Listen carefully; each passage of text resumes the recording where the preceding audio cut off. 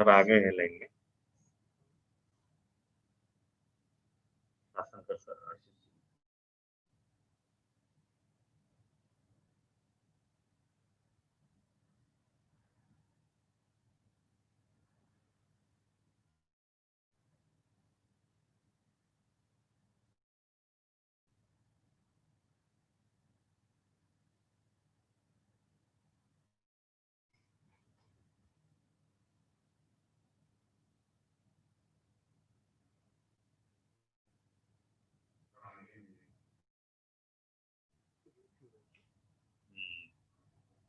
ऐसे बंद कर देता यूट्यूब।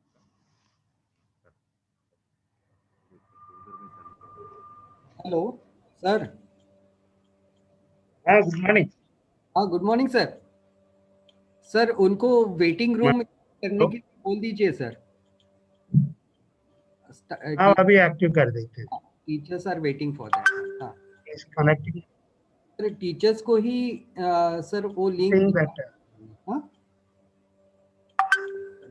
इसको ओनली टीचर्स को we have given link only teachers को ही दे दीजिए। Okay. और वो स्टूडेंट जो बात करते हैं उनको भी एक बार दे दीजिए। Yeah, we have given that one. Yeah. है ना, then that Yeah. will be. Morning, Dr. Prabhu sir. Yeah.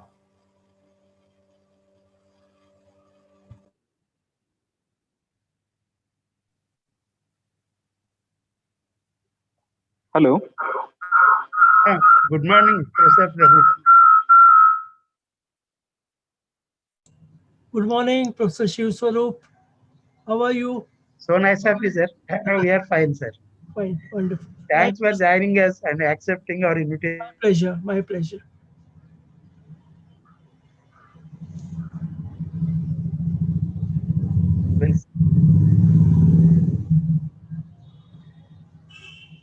Today's program we have in association with the Vardha College. That Ashish Sasankar is the principal. Okay. Another in Kurkheda College, the principal and other they will join now. Yes. This is Dr. Sasankar. Oh, nice to meet you, Professor Sasankar. Good morning, sir. Very nice to meet you, sir. Same here.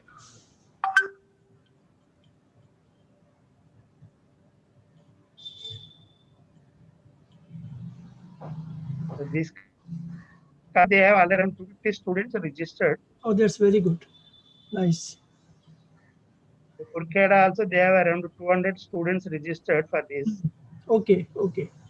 In addition to open registration. Open registration, yeah. So it's a good number of students. Very good. Open. Because this mainly we meant for the students only. We kept the basic concepts. Yeah.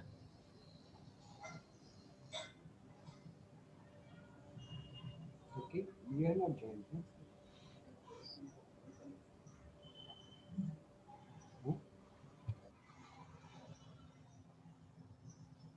All will watch through YouTube and Facebook. Only limited people are given access to this Zoom link. Yeah, that's right. So that the presentations will go uninterrupted.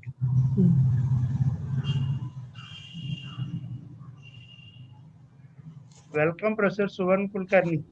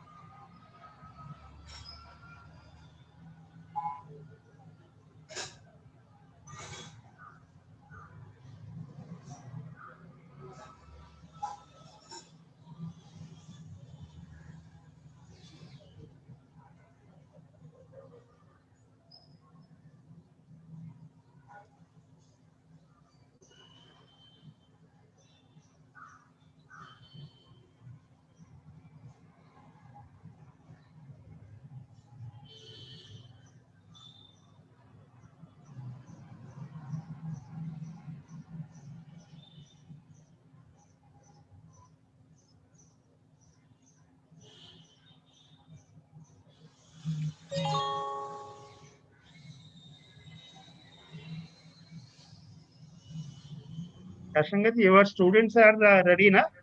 Yeah.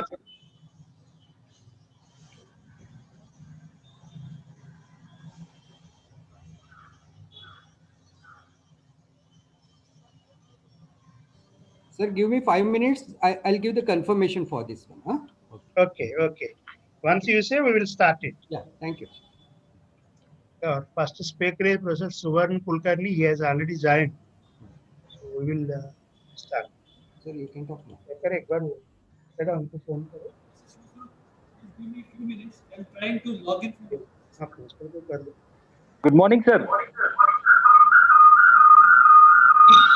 I'm just trying to log in from another system. Give me 5 minutes, please. Okay. Good morning, sir.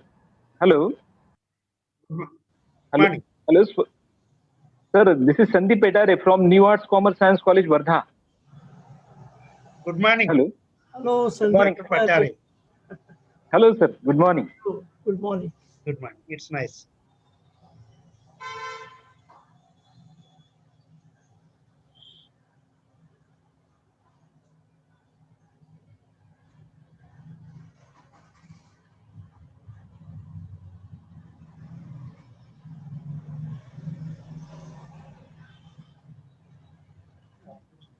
तैयार है ना online आज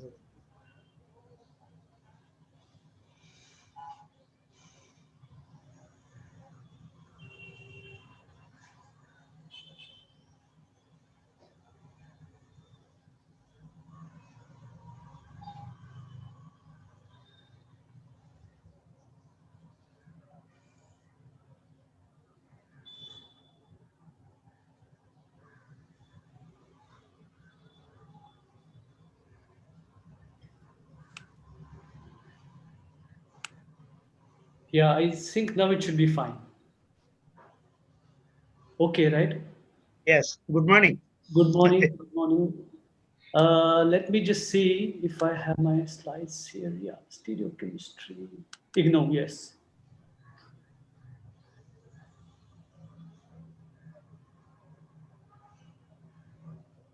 Okay, and let me try and share for a minute. Is it okay with you? Just test. Yes. Yes. Can you enable my screen sharing, please? Just a minute. Yes. Enable. No, desktop one. Yeah, I think you can see it now. This is my. Yes. We can see. Yeah, good. And let me see. 50. Right. 50. Okay. Yes. It's coming.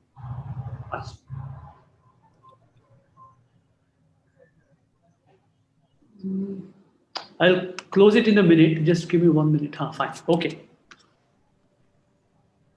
So I will stop sharing now, or let it be like this. You can have the first slide and you can have it like that.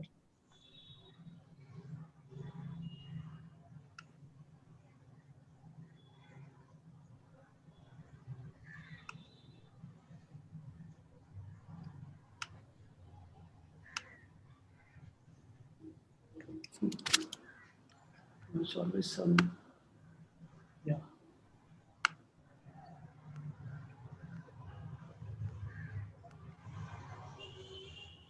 Right.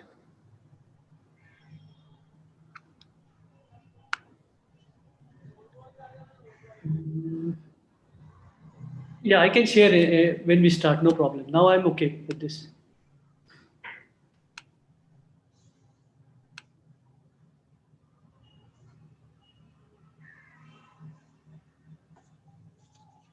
We have Professor D.V. Prabhu also with us.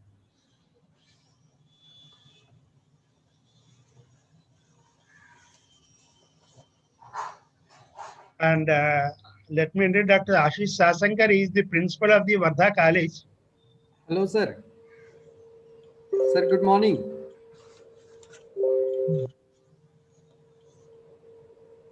This college, they have around 250 students registered. Kurkeda also we have around 200 students. Plus open registration, we have around 160 registrations. Yes.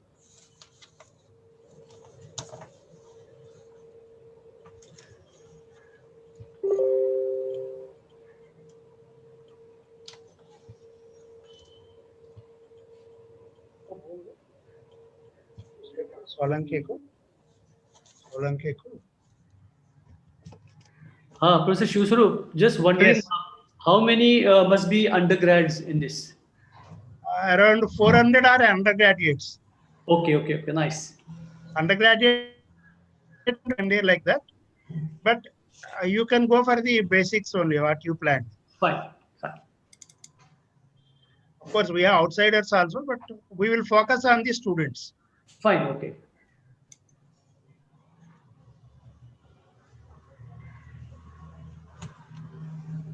आके एकदम चालू कर दे.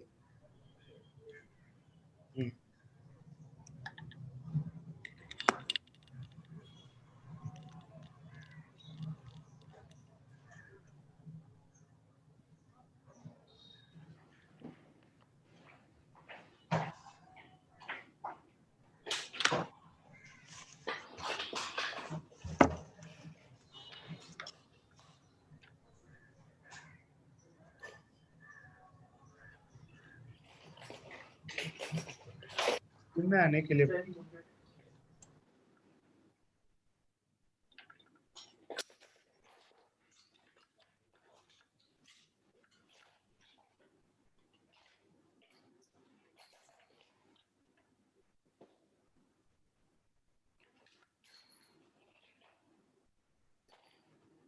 Hello, Pradeep Saudagar, how are you?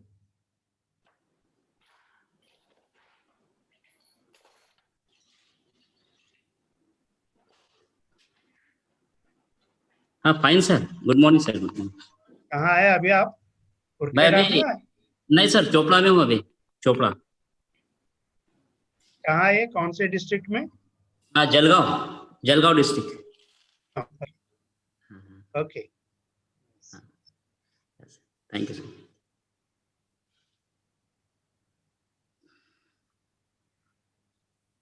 we are waiting for Kurkeda College to join. Okay, students बैठा है, they are trying for connectivity. तो आते ही we will start it. Yeah, sir. Sir, how are you? Oh, you are fine? Yeah, that your legs also, that is fine. Yes, I am fine. Okay. This is my department, sir. Huh? I mean my department. Okay, very nice. So Abhay ji, welcome. Some garden work is. Yes, Good morning, sir. Okay. Good morning, Abhay Solanke ji. Good morning, sir. Namaskar. So Dr. Abhay Solanke is from Kurkeda, and we are happy that we can start it. Yes. Hello. So Hello. we will start. Professor Suvan Kulkarni or Prabhu sir. Swarup sir, please wait for a moment. Hello. Okay. हाँ बोलिए. Sir, student facing problem to get join on YouTube. What is the problem? They are getting a problem like 404 problem like. Huh? 404 difficulty showing the result. वो अभी कर रहे नहीं है तो Facebook में. Yeah, sure. शाशंकर को भेज दो, वो YouTube लिंक नहीं है. शाशंकर जी आपको YouTube लिंक भेज रहे हैं.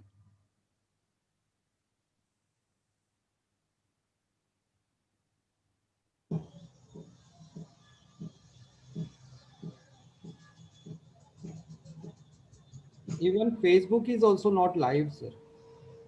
हाँ, YouTube इधर तो दिख रहा है मुझे साइड में. YouTube is also not working. Watching also, you can see it is working. एक बार रिफ्रेश करके देखने के लिए बोल दो. YouTube तो आना चाहिए, जनरली प्रॉब्लम नहीं होना. I am also trying for that one, but YouTube is not coming. हाँ, I think link has been changed or something. No, same.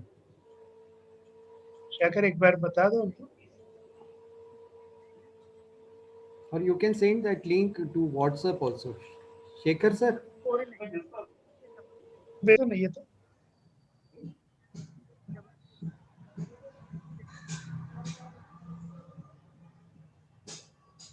इसलिए जूम में प्रॉब्लम आते हैं, इसलिए हम यूट्यूब और फेसबुक में भी देते हैं.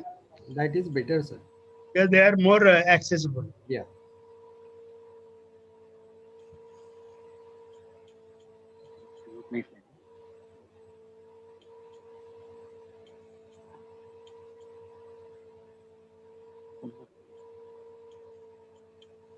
भाई जी आपको आ रहा है यूट्यूब?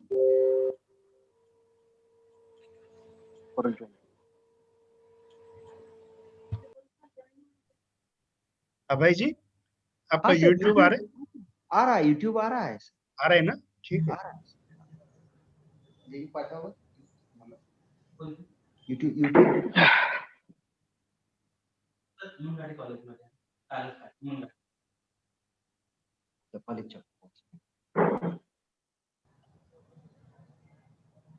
जय लिंक. शाशंकर जी आपको लिंक भेजा है, देख लीजिए एक बार व्हाट्सएप में.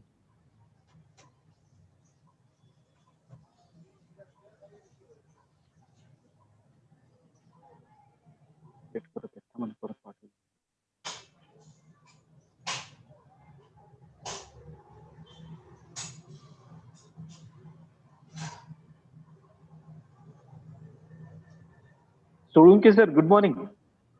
हॅलो. हाँ नहीं सर संदीप नी वर्धेव. काय झालं? बस सर. कुरखेडाचं नाव पाहिलं तेव्हा तुमचंच नाव हायलाइट झालं पहिल्यांदा. मी म्हटलं अच्छा. प्रिन्सिपल सरांना मी अवगत केलं की सर म्हणलं सोळुंके सर परिचित आहेत, मार्गदर्शन करत असतात नेहमी. हा. चालतंय. तर कधी कॉलेजला या सर आमच्या. मी आमंत्रित करतो. हे थोडंसं रेग्युलराइज होऊ द्या. देन डेफिनेटली तुमची आवश्यकता आहे मला. ठीक आहे सर. मी सरांना कल्पना दिली. कालच बोललो आम्ही सविस्तर या विषयावर. अच्छा. ते म्हणाले की एकदा बोलूया आपण त्यांना. चालेल, येऊन जाईल एखाद दिवशी. बटारा जी आ गया YouTube? Sir not it connecting sir. Student are messaging that they are not getting connected even on Facebook. ऐसा नहीं होना है. Sandeep. Yes sir. I sent the link to WhatsApp, sir. You can Okay, sir, okay. take that it immediately. Okay. Okay sir. Okay.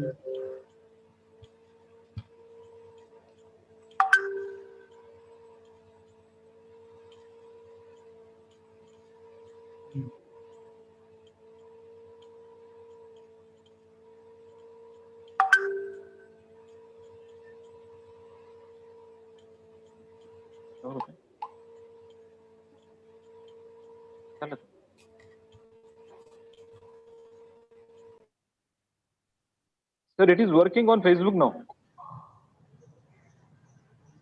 Hello. It is working on Facebook now, sir. Okay. You try, because in Kurkheda they are getting on YouTube also. Sandeep. Okay. हाँ sir. Student also can click on that Facebook, that they will get directly redirect to the YouTube also. No problem. That is Okay. also Okay sir. Okay.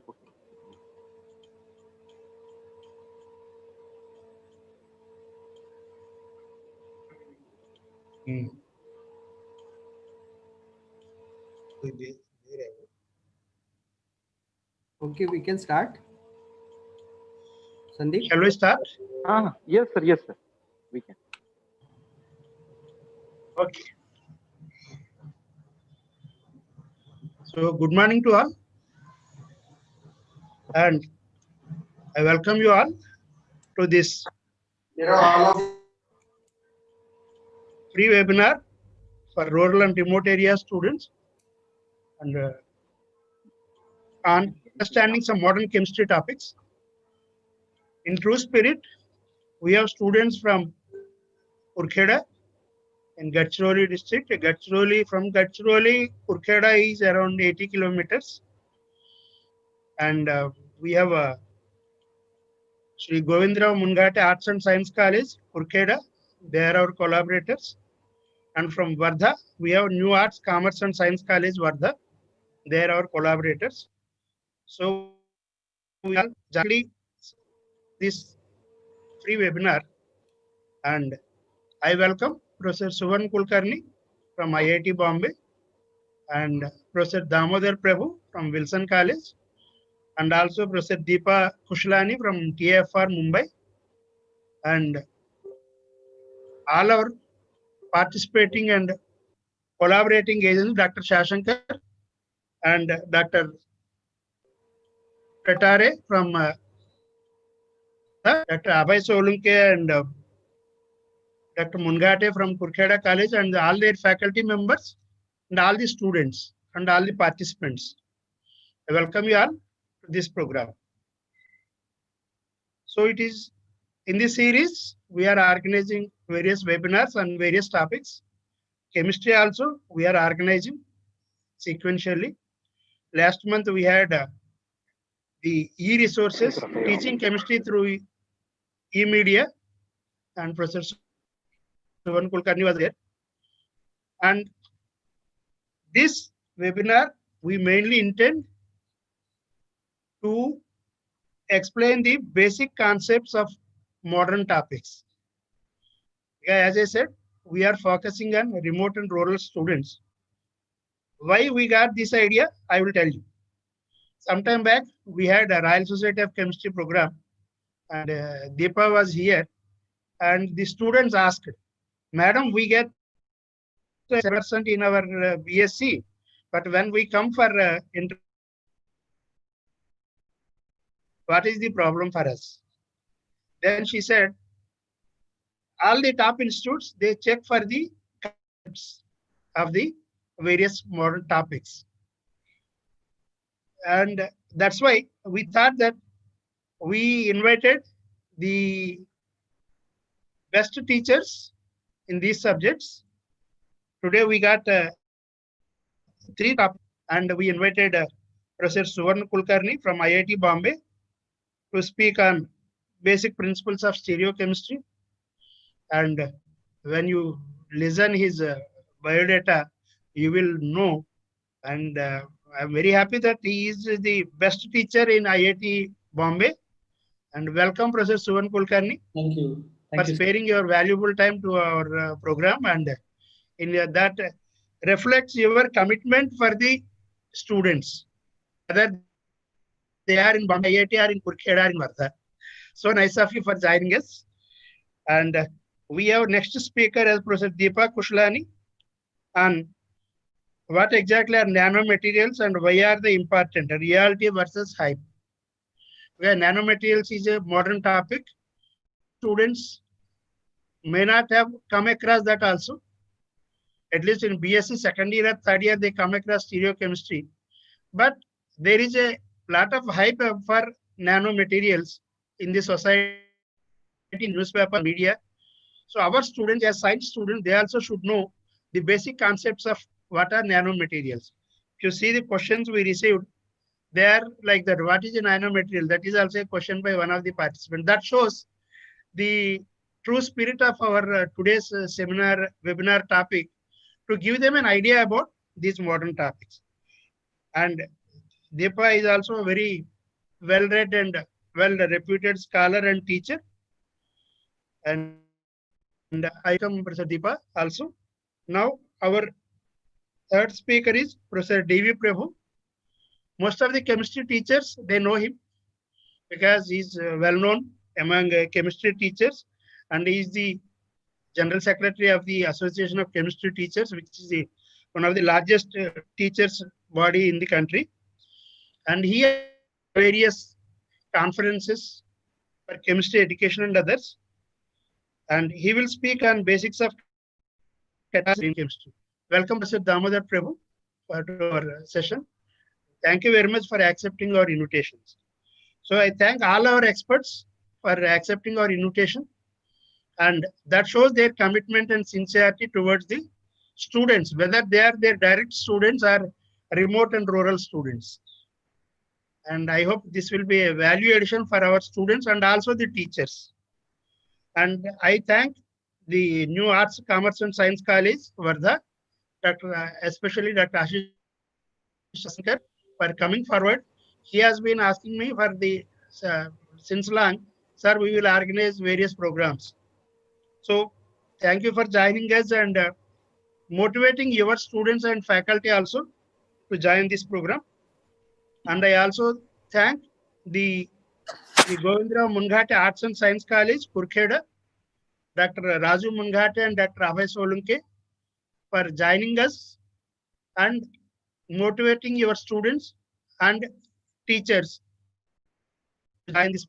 So, without much time, we will start the program. Now, I will request Professor Sandeep Petare from Vardha to introduce Professor Suvarn Kulkarni.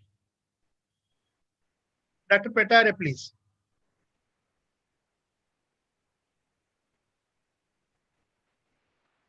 Please on your mic, Sandeep. First of all, I welcome all the delegates and the participants from various colleges in this webinar.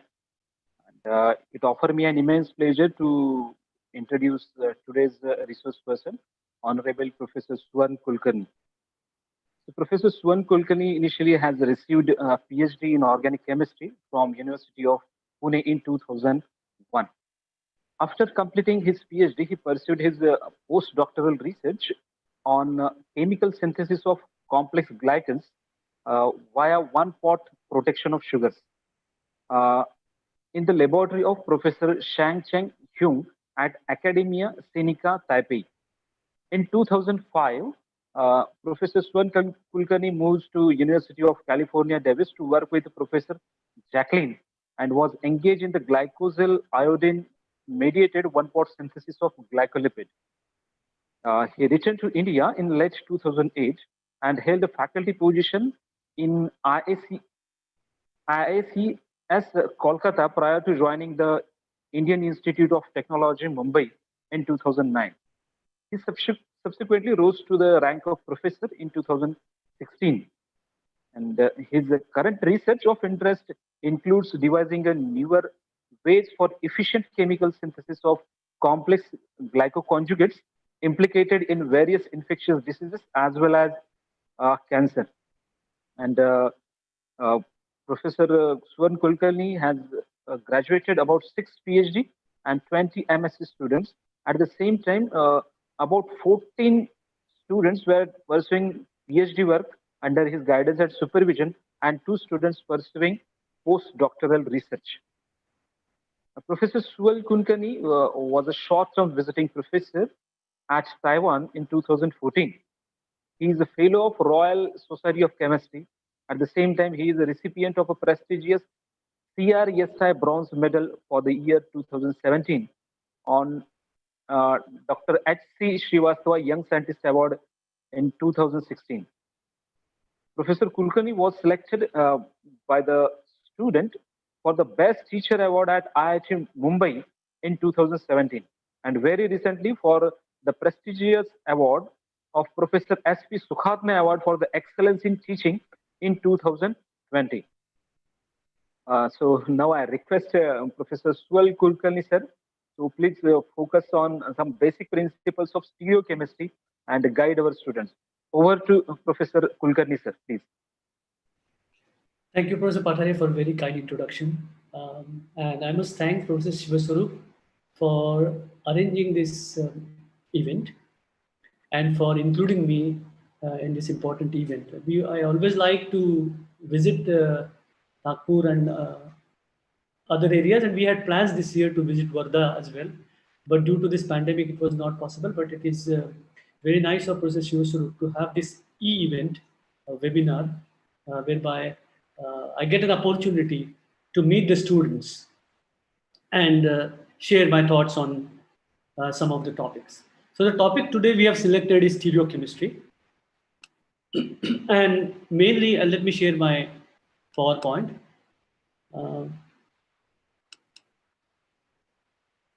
So I will try to cover the basics of this topic in about 50 minutes, and then we'll have a brief question answer. This is my email ID, suvarn@iitb.acn. So after going through this slideshow and after listening to the video later on, if you have any doubts, please feel free to write to me. Also, if you need some general information about admission in IITs and if any way I can help the students, I would be very glad. So please feel free to write to me if you think I can be of any help. Okay, stereochemistry is a really fantastic topic and a very basic topic that we learn, as Professor Shivaswarup mentioned, from our BSc days, first year, second year days. Still, it remains important. And so I thought that I will just touch upon some basic concepts of stereochemistry.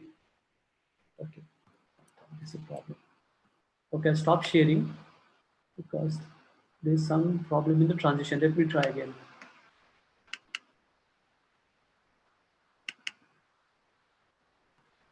This is okay. Now it is fine.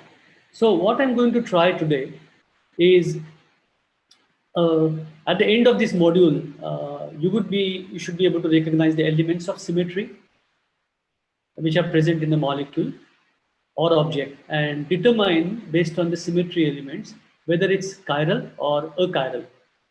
Then you will be able to differentiate between various types of stereoisomers.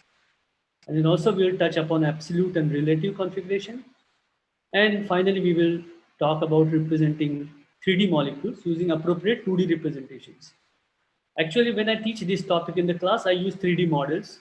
And that's a very different experience that I can go approach the student with a model and directly talk to the student eye to eye. But since it's just virtual mode is allowed now, we'll try to make the most of the 2D models. Okay. When we talk about isomers, basically we are talking about two types of isomers, constitutional isomers and stereoisomers. When you have a connectivity, bonding connectivity is different. We call them constitutional isomers. But the bonding connectivity is the same. We call it stereoisomers. Now, to give you an example, you can compare 1-butene and trans-2-butene, where the position of the double bond is different. So bond connectivity is different. Right? So these are constitutional isomers.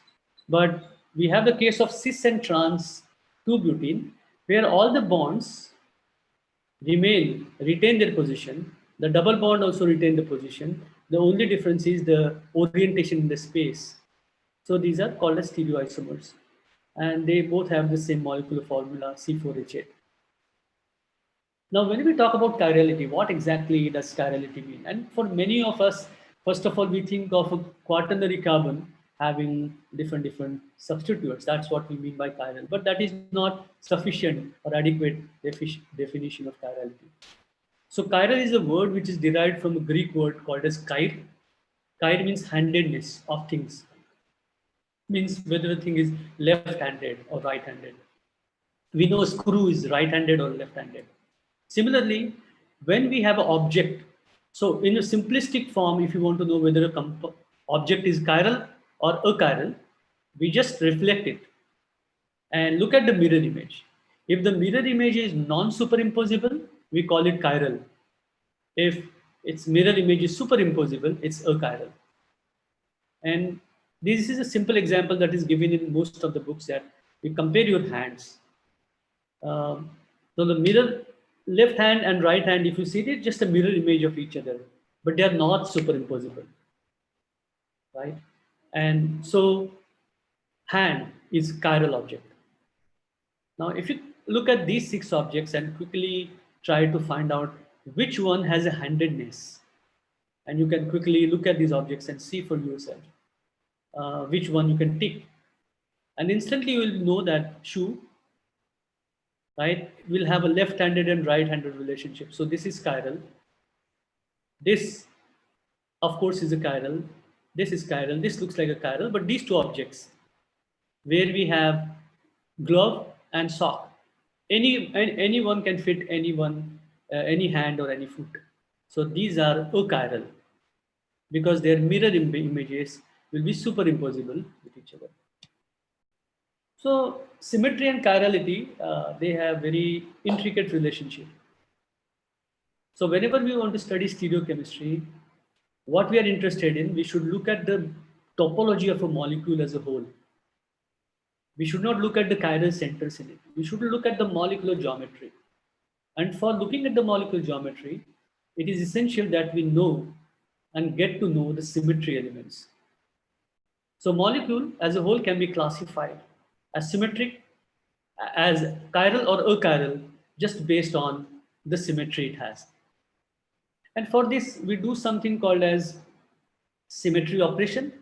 And what is a symmetry operation? So if I take a molecule in hand, let's say, and then I perform the operation, it can be rotation or a reflection. And if it gives me the same position again, so for example, I'm holding this molecule of ethane, right? And yeah, you can just look at my video and you can see. So if you rotate this in 60 degrees, 120 degrees, 3 times, you will get the same molecule again. So we'll do it one more time. So it's here and we will rotate it by 120 degrees. You get the same molecule. So this is a symmetry operation. So if you start with a molecule and do operation, and if you get this new position is the same position, then the molecule possesses element of symmetry corresponding to that operation. And let's look at some examples. And for our purpose of chirality, few symmetry operations are very important. We are just going to focus on those. Mainly rotation. The one that I just showed you is a rotation. So rotation is you have an imaginary axis and you rotate the molecule through that imaginary axis by an angle of 360 by n. Let me give you an example. You know starfish. Now this starfish, if you rotate through imaginary axis going through its center by 72 degrees, you will get the same molecule or the same object. And this will be superimposable. And this you can do, so 360 divided by 72 will give you 5 times. So this molecule has a C5 axis of symmetry. C denotes the rotation. So it's a C5 axis of symmetry. Similarly, if you look at this dichloroethylene, you would see that if you from this center perpendicular to the plane of the projection, if you see, if you have an imaginary axis and rotate it by 180 degrees, and I have purposely color coded it, so this will go here and will become this, but this is superimposable with this. So this has a C2 axis of rotation, a C2 axis of symmetry. So this is CN axis. Now, next important operation is mirror plane. So mirror plane is easy to understand. Our nature is full of all these symmetrical images, such as this beautiful butterfly. And this butterfly, you can have imaginary plane going through this butterfly in the center, where you can bisect this into 2 halves. This is exactly symmetrical with the other half. So we can say that this butterfly has a sigma plane or a plane of symmetry. And talking about the molecule, again, the same molecule, if you just take the cis isomer of that, we looked at the trans, this is a cis one.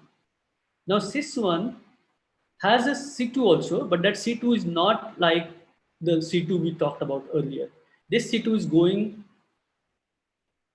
is in the plane of the paper, but it also has a sigma, sigma is a plane which can bisect this dichloroethylene into 2 halves. Okay, then inversion center. Inversion center is a point within a molecule such that if you start from one side and you go through that point, you will meet the same point on the other side. So if you start from the Cl, you can go from this point and you will meet another Cl here. Same H. So this is called as inversion center. So this is third element of symmetry.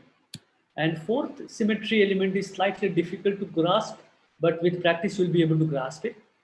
This is like a tetrahedral carbon atom. Let's say take an example of methane. Now what is alternating axis of symmetry? Fourth element is an alternating axis. Alternating axis is a hybrid of two operations. The first operation is rotation followed by a reflection in a plane perpendicular to the axis of the molecule. So if you do a rotation in this over this axis, so you can do that 4 times. So methane will have a C4.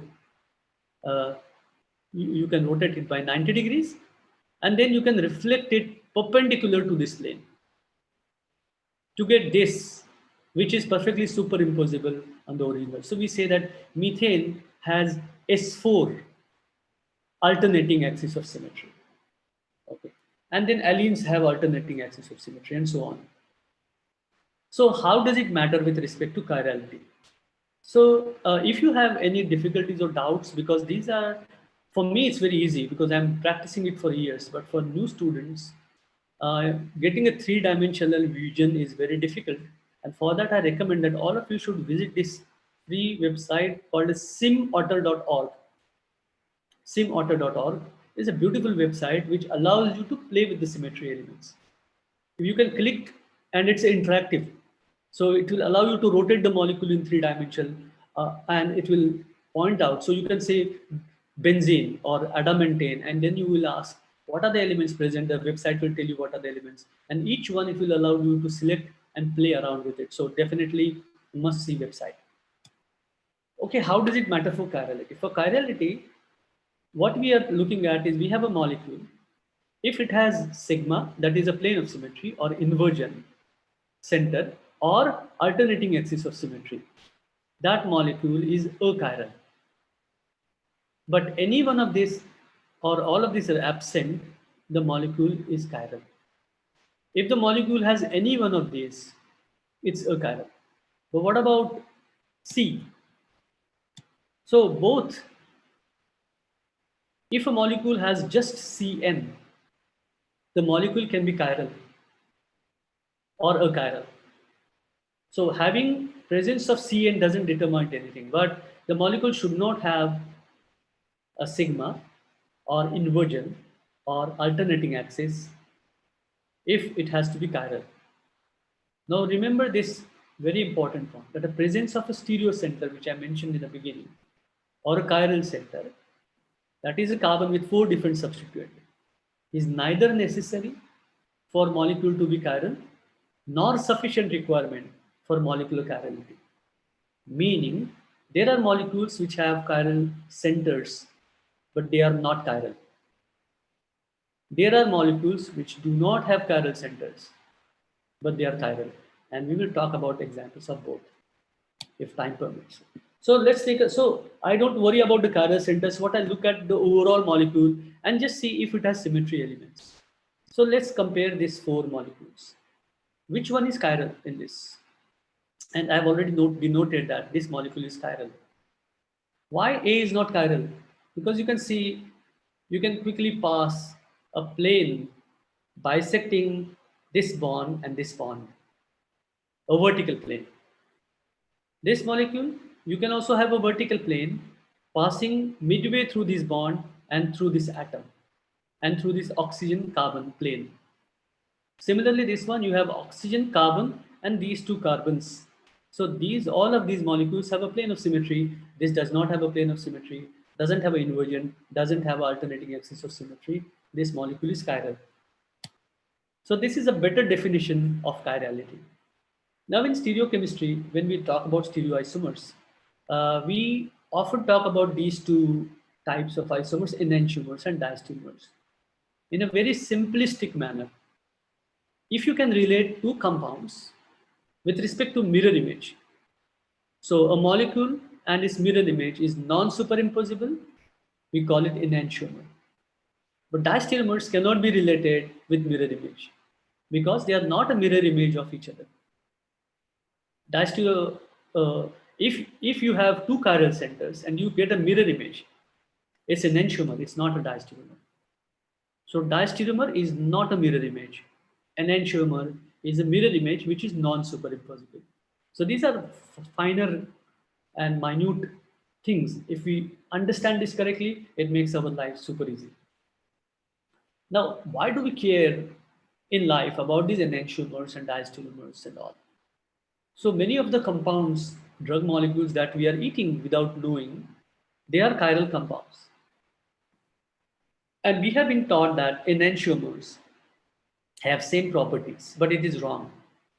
Enantiomers, they have same physical properties, same chemical properties, if they are in a chiral environment.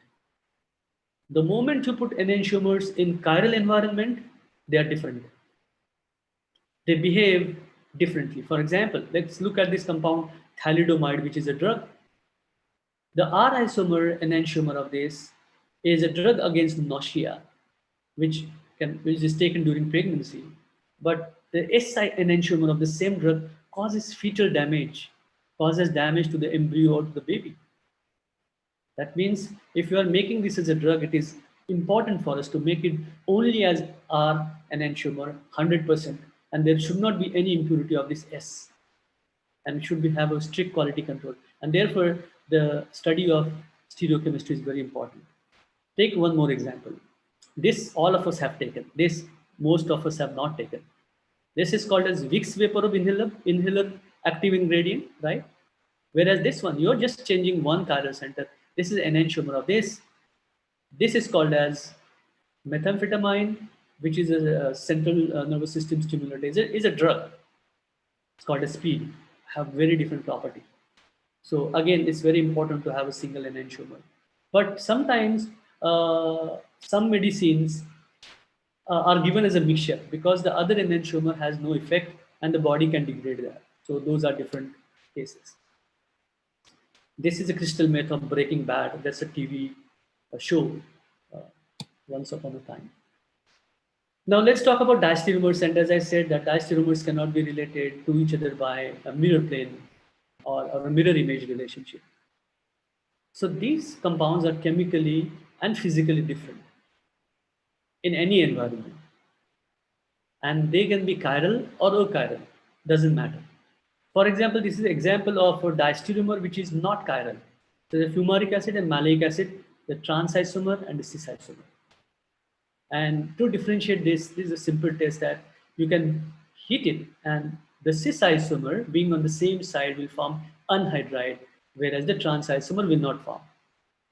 This is an example where you have chiral centers. So this, you have, let's say, RR and RS. So the chiral center, one of the chiral center is changed.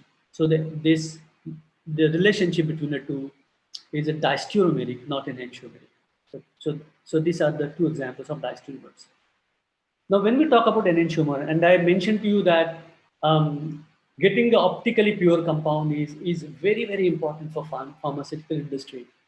How do we ascertain that a compound is pure? The only way to know is the simplest way. First of all, we do chiral HPLC to see whether it's a single component, and we can separate that out. And second, if we have the optical rotation of the pure enantiomer recorded earlier, we just match our sample with that and see if you get the same optical activity. Now, what is this optical activity? So optical activity is an experimentally measurable property. It's measured by an instrument called as polarimeter. And optical rotation or optical activity is a property of chiral compound only.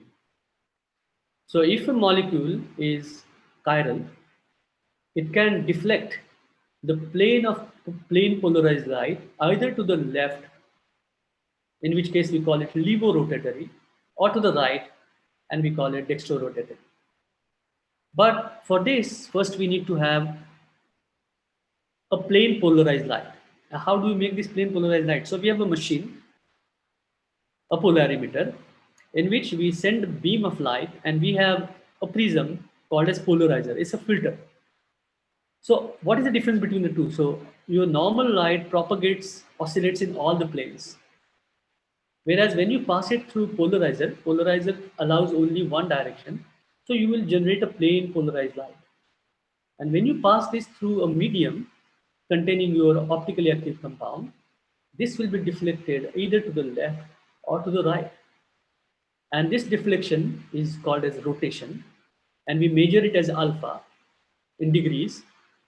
And so for us, if you are viewing through this oscilloscope, what we see is if the compound is optically active, the light will not pass through and we will see the darkness.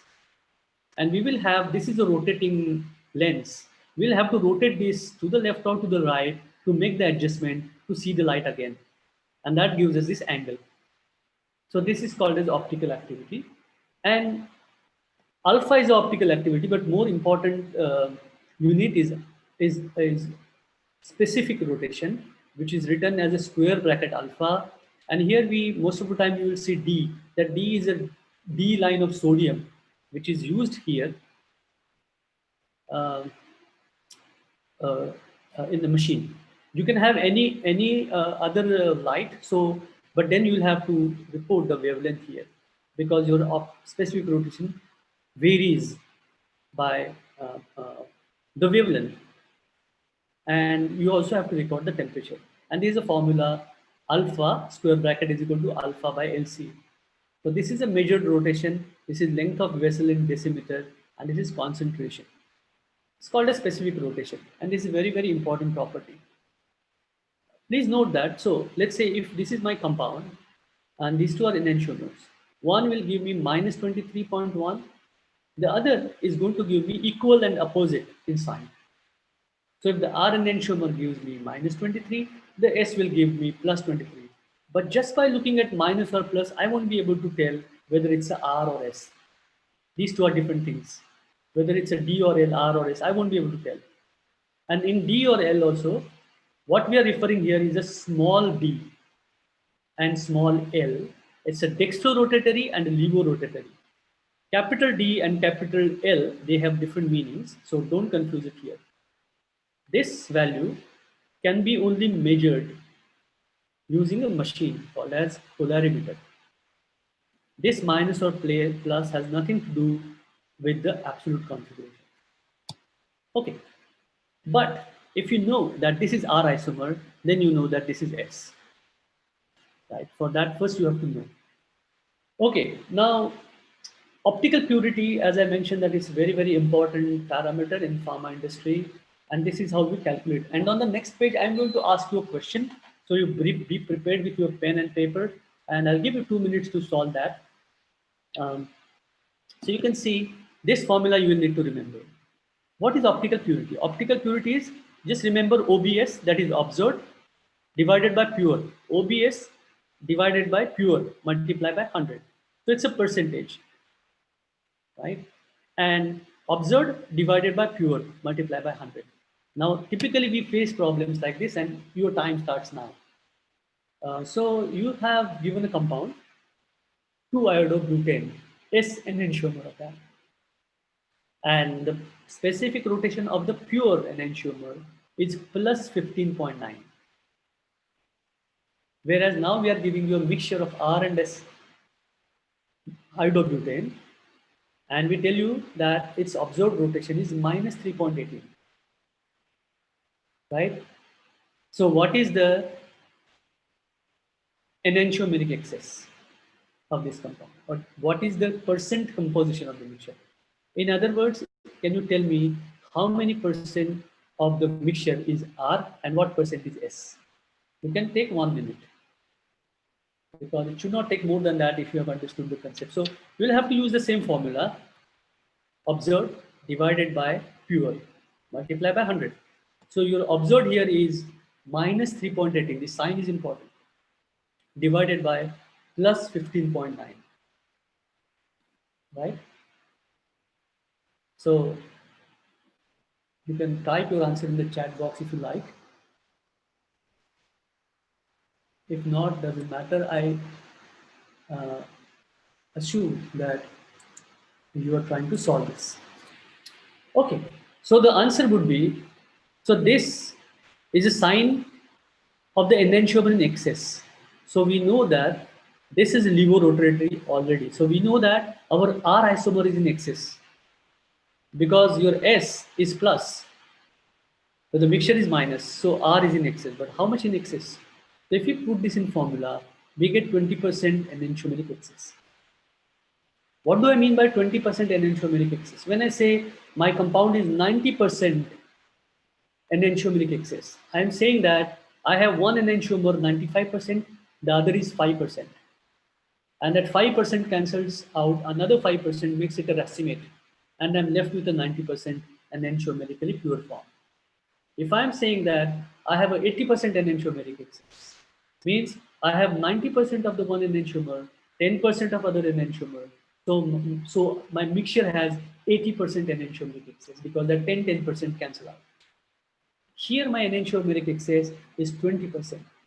That means my major isomer is 60, minor is 40. So that 40 will cancel each other, and I'm left with minus enantiomer, that is R enantiomer in 20%. So this is how we go on calculating. Okay, let's talk quickly about naming, and most of you must be very familiar with this. How do you name? So what we talked about is the sign of optical rotation. And I cautioned you that this sign has nothing to do with R and S. R and S we can derive just by looking at the structure by using CIP rules. And this name CIP comes from Kahn-Ingold Prelog rules. Okay, Kahn-Ingold Prelog rules. And where R is rectus or right and S is sinister left. Imagine driving a car. Okay, if you're driving a car like this, if you have to rotate to the right, if the steering wheel, if you have to rotate to the right, it's R. If you have to rotate to the left, it's S. Okay. Now for this, for Kahn-Ingold Prelog rules, we use two sequence rules. One is the sequence rule, other is a chirality rule. And I will quickly walk you through this. This is a picture of Kahn-Ingold Prelog taken in 1966, and Prelog later on got a Nobel Prize in 75. So this is the CIP rule. We have to look at the tetrahedral carbon. Easiest way is look at it like a flower, okay, in your hand, and then take the lowest priority atom in your hand. Take the lowest priority. If it is hydrogen, hold it away from you, that bond in your hand. And you arrange the 4 ligands of the chiral center in a priority sequence. So this is the highest priority. A is the highest priority, B is second, C is third, D is the lowest priority.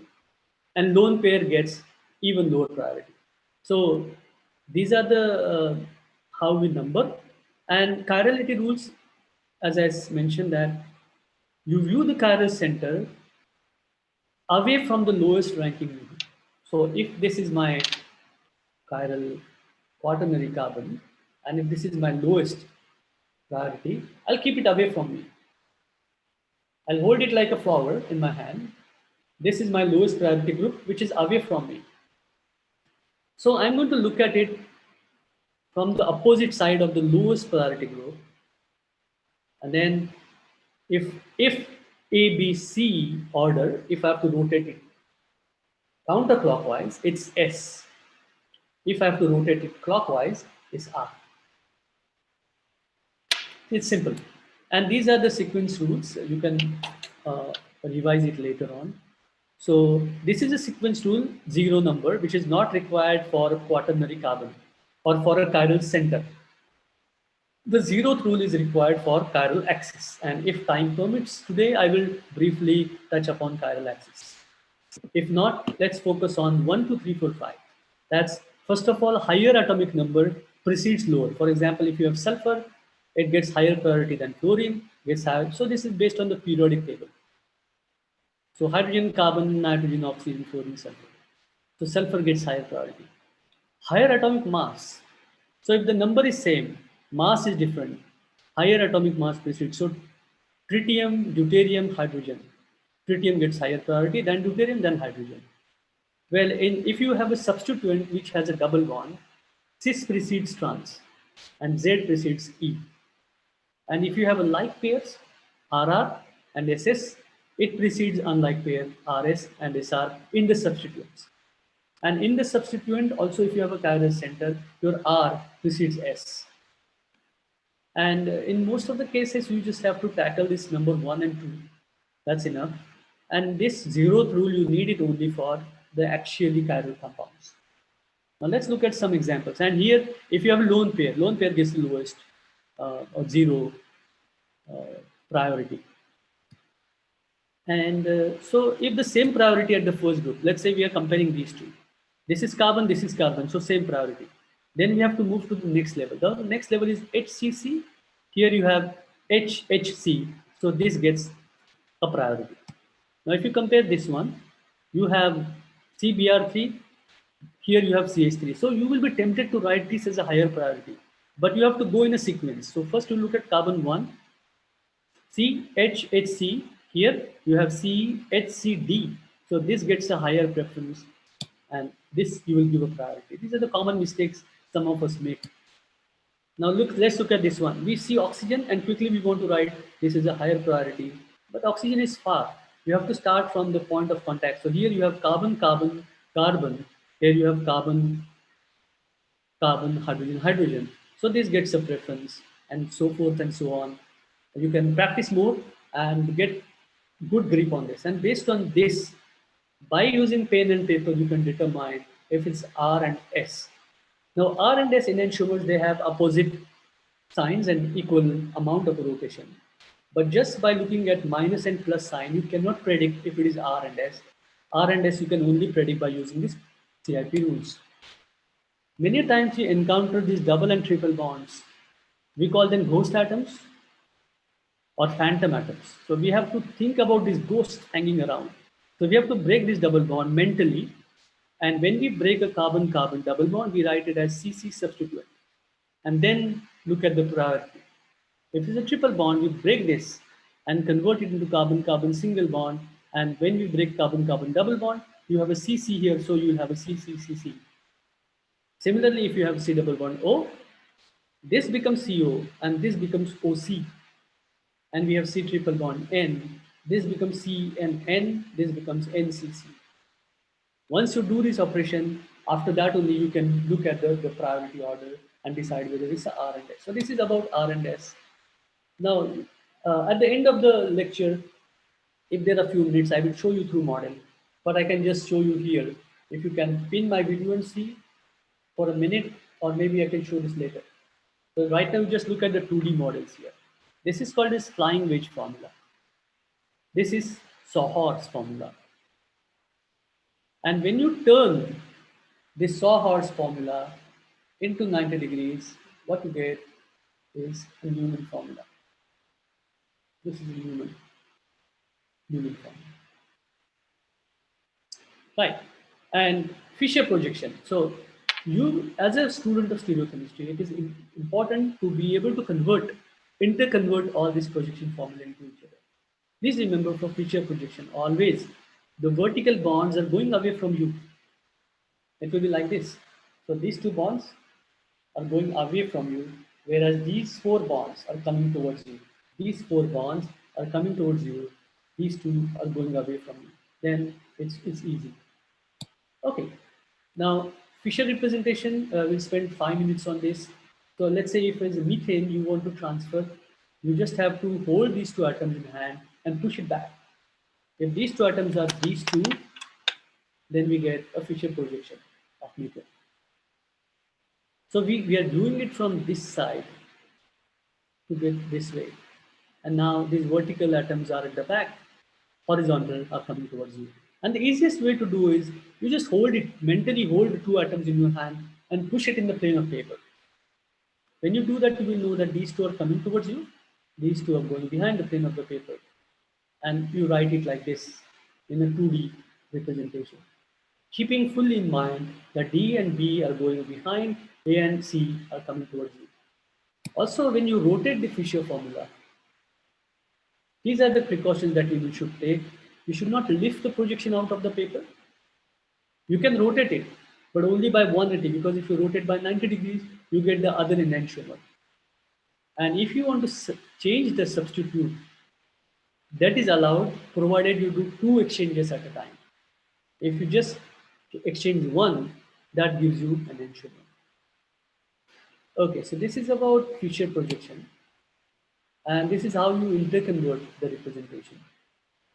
So we take a minute to look at the video. So this is what you have is a sawhorse or a flying wedge formula. And if I turn it around, I make a sawhorse formula. And now the sawhorse, if I turn by 90 degrees, what I'm going to see is a Newman projection formula. In the Newman projection formula, the front carbon is a dot, which is represented here, is a dot.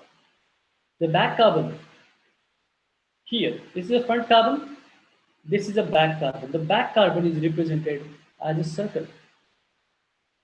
And if you want to convert the Newman formula into Fisher, what you need to do is first you need to do eclipsing.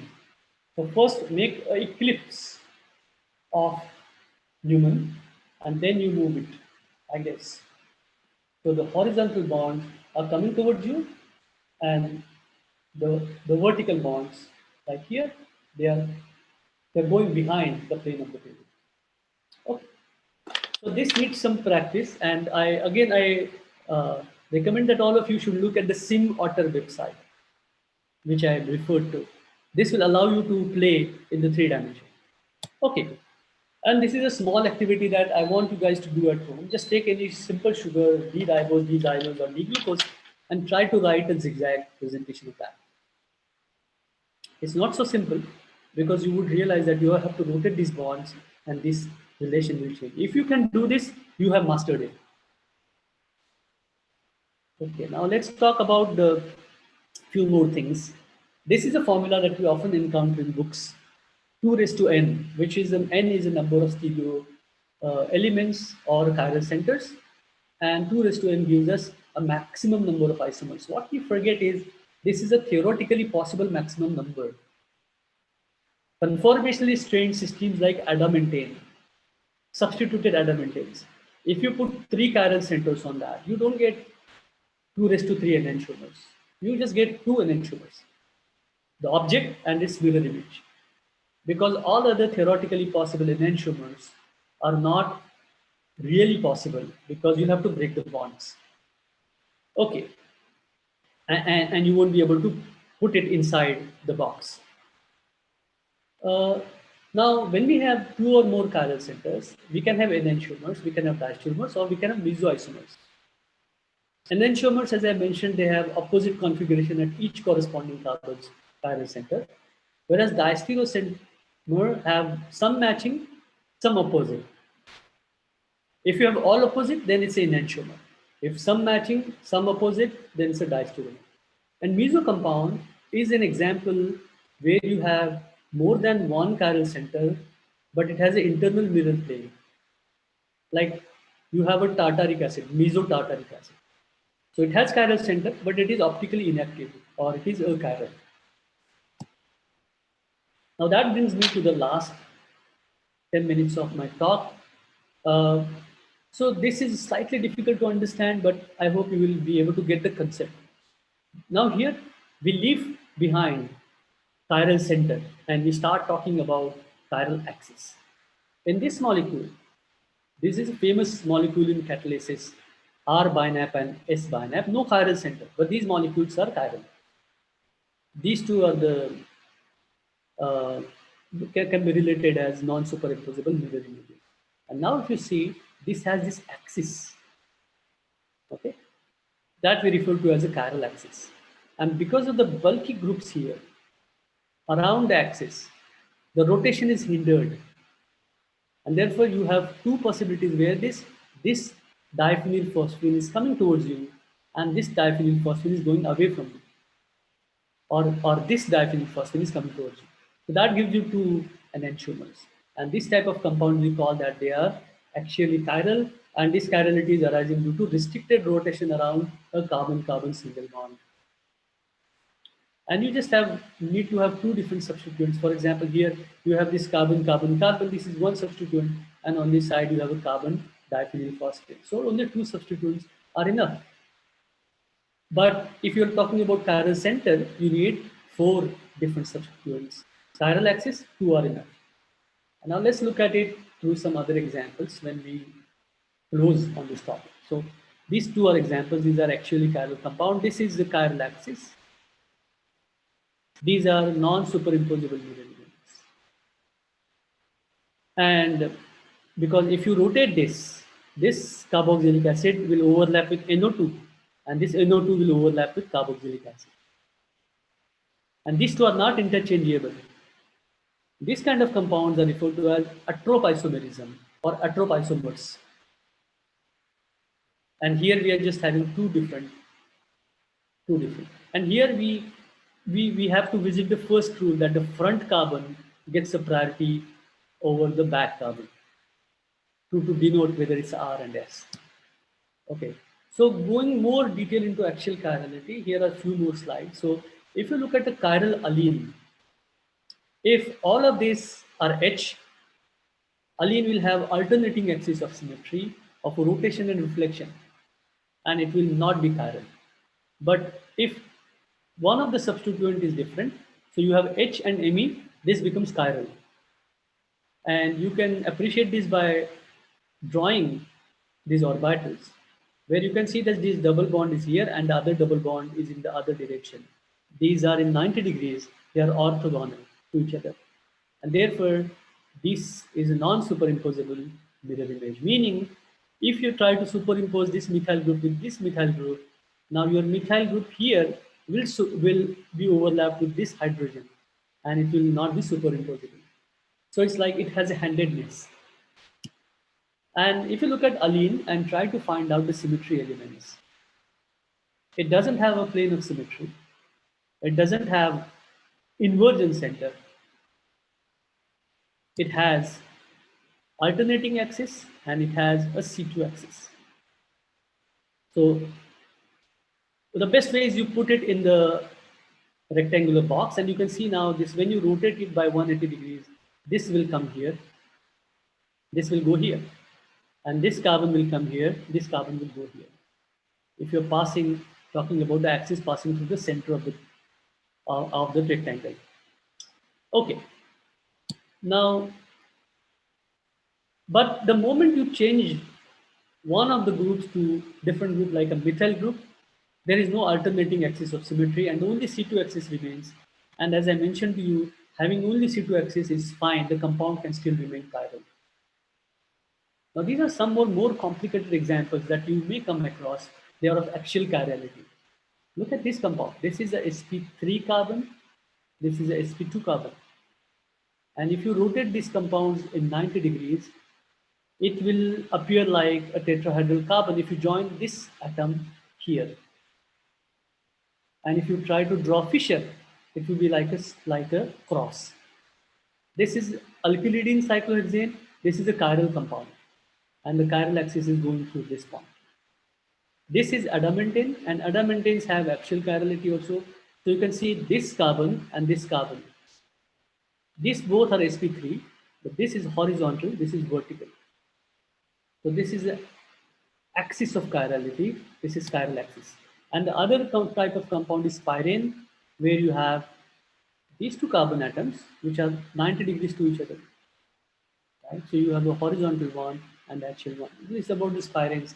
And due to the paucity of time, I don't want to go in the RS configuration of this.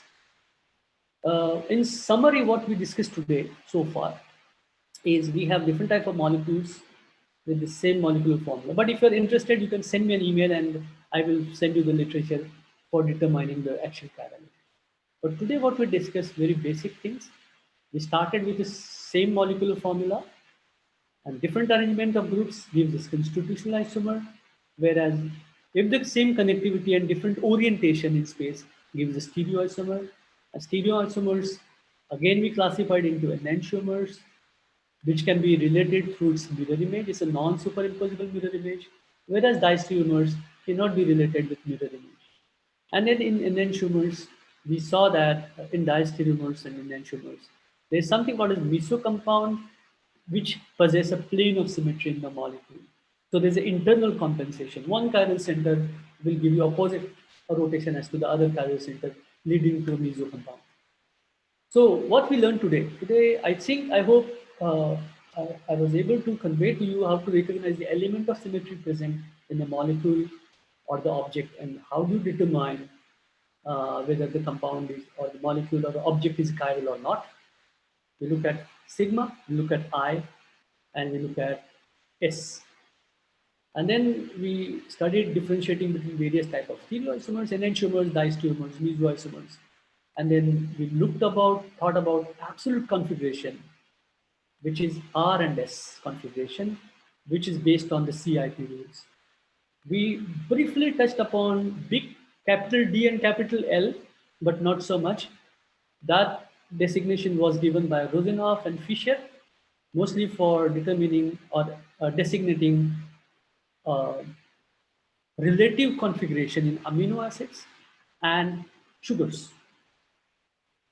So when we say capital D, we are saying that glucose has this relative configuration as in D-glucose.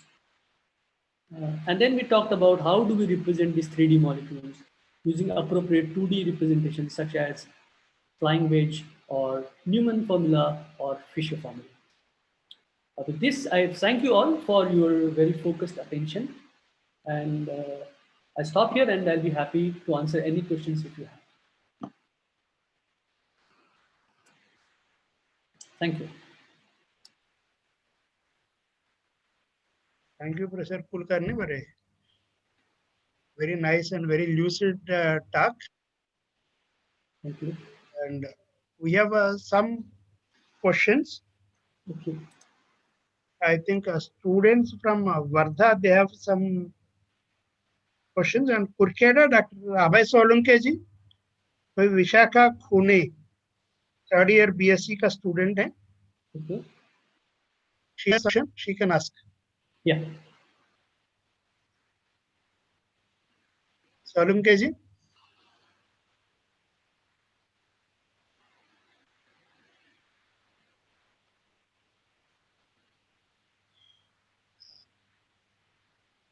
Kulkarni ji, one student, she is asking, Ankita Ubale, will you please elaborate how to convert flying wedge into Fisher? Very beautiful question. Okay, now you can pin my video, and I can stop sharing this actually. Now you can pin my video. Yes. This is ethane, a simple molecule I'm taking, right? Ethane. And this is a flying wedge formula of ethane.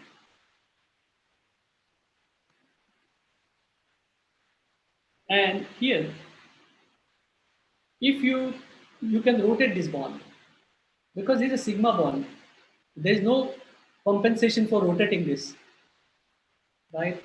So when you rotate this, right, this is the, if they both of them, they are on the same side or they are staggered. So if you do it like stagger them a bit and then rotate it in 90 degrees, this is what you get as a Newman formula. Right. Yeah. You see, this is my flying wedge. Right. And this flying wedge, if I just convert, I'll get a Newman. But this Newman, as you can see, is eclipsed. Now you can stagger it. This is a staggered Newman formula. Now this is a Newman formula of ethane. Now you can see the front one is a dot. And then you draw these 3 carbon atoms. Sorry, 3 hydrogen atoms, CH bonds. And the back one, we write like a circle. Like my head you see here. This is a circle. And then we draw these bonds starting from this circle in the back. And this Newman, if you want to convert it into Fisher, you have to first convert it as eclipsed. So let me eclipse it. So if I make it eclipsed, right? This is my Newman formula. I make it eclipsed. Okay, let's start again. Flying wedge, Newman, and now I'm going to turn this a bit and turn it like this. This is my Fisher formula. Now these 4 atoms are coming towards you. So all the horizontal bonds are coming towards you. All the vertical bonds are going away from you. So this is how you convert a Newman into Fisher. Ankita, is it clear?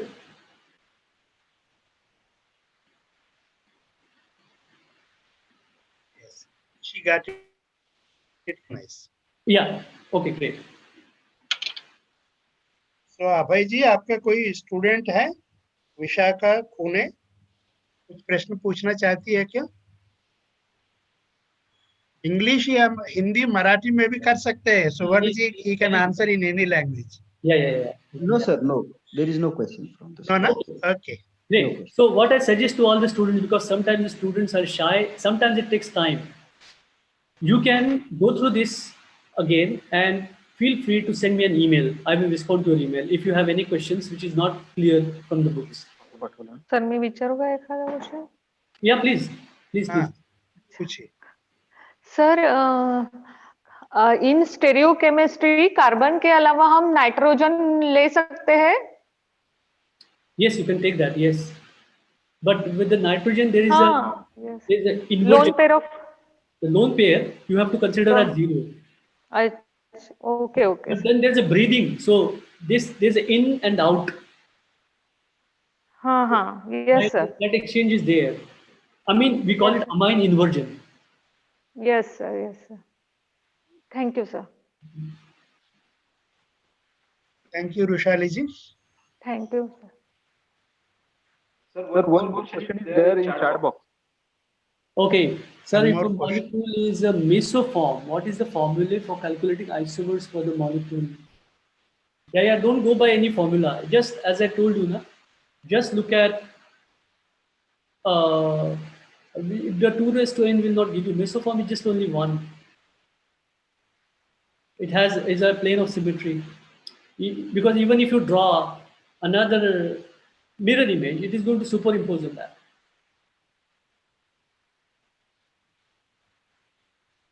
So this 2 raised to n formula is often misleading. So I tell in my class, don't use this formula. Just look at the molecule as a whole and see if it has a mirror image or not. But if it is a simple linear molecule, then you can look at the chiral centers and then you can do, that's fine. Or even like cholesterol, it is okay, some just ring structures. But if it has a 3-dimensional structure or if it has a meso relationship, it will trick you. 2 raised to n just gives you maximum number of theoretically possible isomers.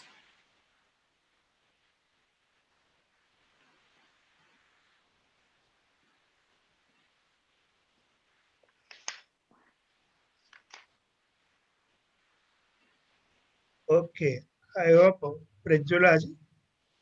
And there is a question from Shekhar.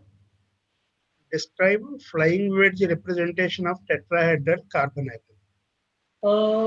I just described, but tetrahedral carbon, I mean, you can just have it like this, right? At least you need to have ethane. So since I have already answered this question, let me add a little bit of complexity to this by adding one more carbon. Sorry about that. Yeah. Right? These are the, we can say, flying wedge formulae, and this can be rotated. And what's the question? Yeah. So flying wedge representation. Can go like this. Ethane is okay. This. And then you can convert it into Newman and you convert it into Fisher. Very simple. So you have a flying wedge. Yeah, flying wedge. Then Newman. Then Fisher. Yeah. Okay, sir, as you said, in the case of axial chirality, there is restricted bond rotation. But if we put the smaller group, which will not hinder rotation about axis, yeah, it's a good question. So this question is relevant to the atrope isomerism, where we have biphenyls, two phenyl rings, and this the restricted rotation is a relative terminology. Means I'm saying that there's a restricted rotation, but if you heat it up, right, you will get enough activation energy to cross the rotational barrier. Similarly, if you have a smaller group, there won't be enough barrier and it will rotate and there won't be any axial chirality. There will be alternating axis of symmetry, like we saw in allene, and there won't be any axial chirality.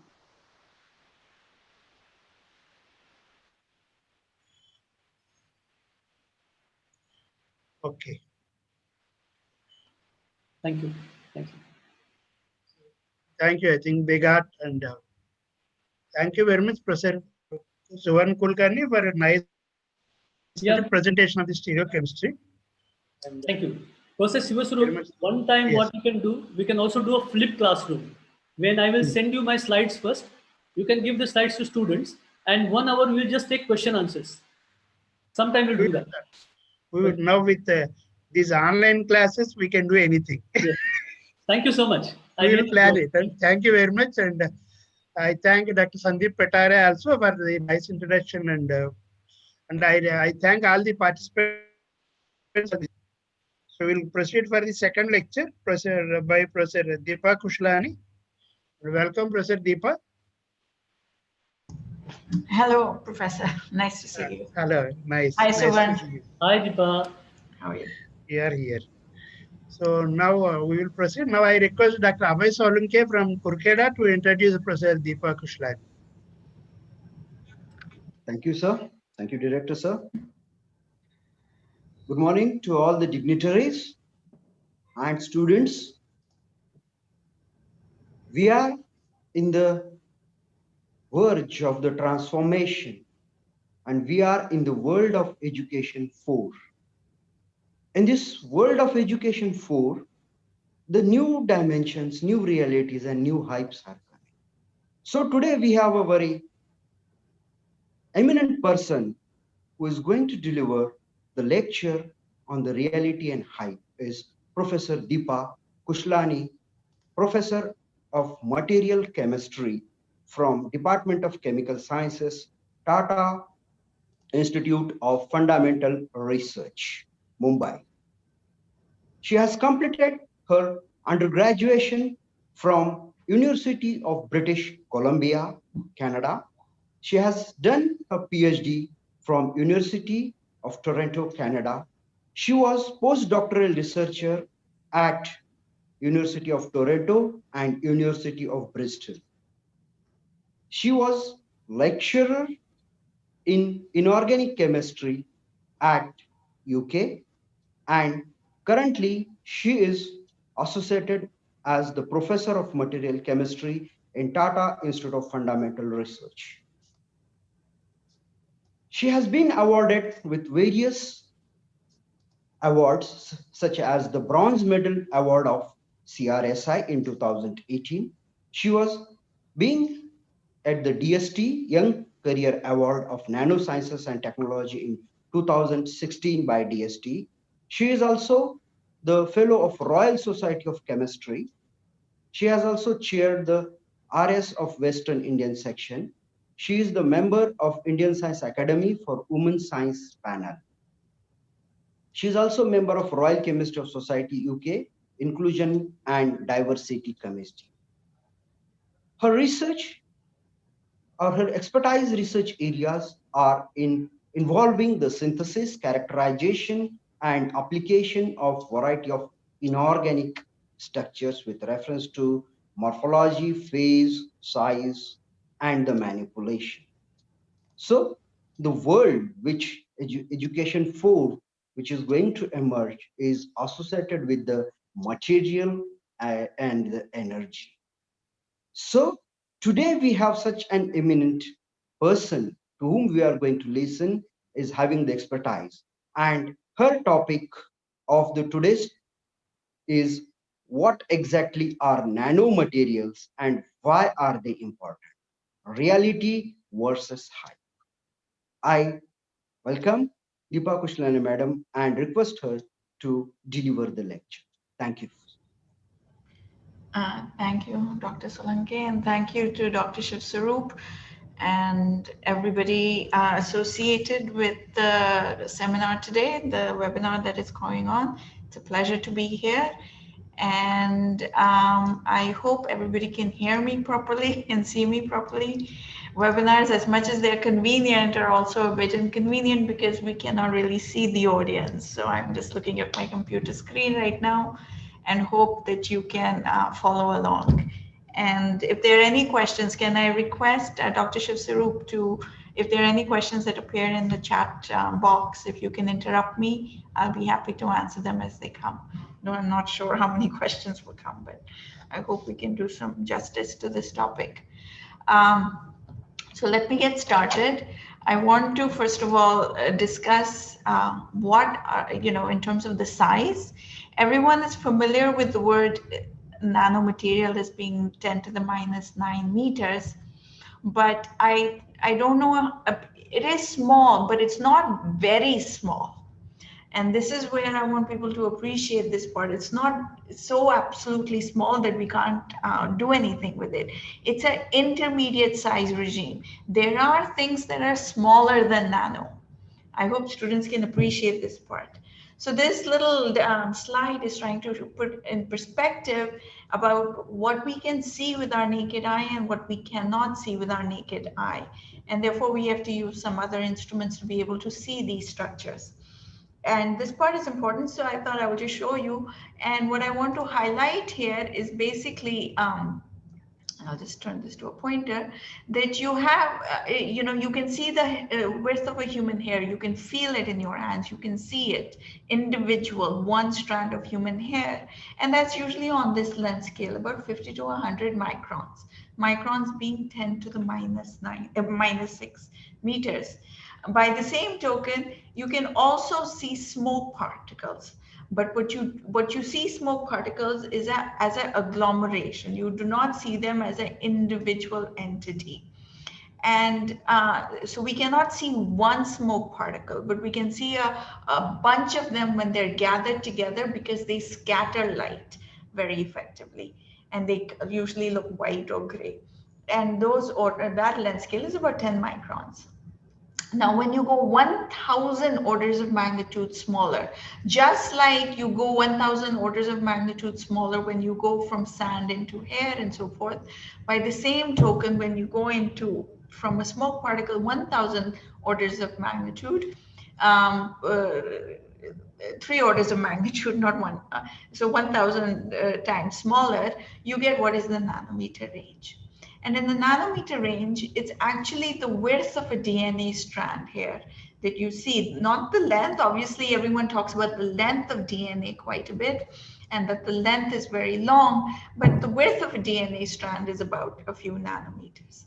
Something smaller than that is obviously the size of atoms we're talking about, and the size of molecules. So nanostructures are bigger than small molecules. Think of them as very, very large clusters of molecules. And to start off with, I just want to sort of highlight one simple example to help you appreciate what happens when we make things smaller. Because it's about the structure. What we're perturbing is the structure of the material.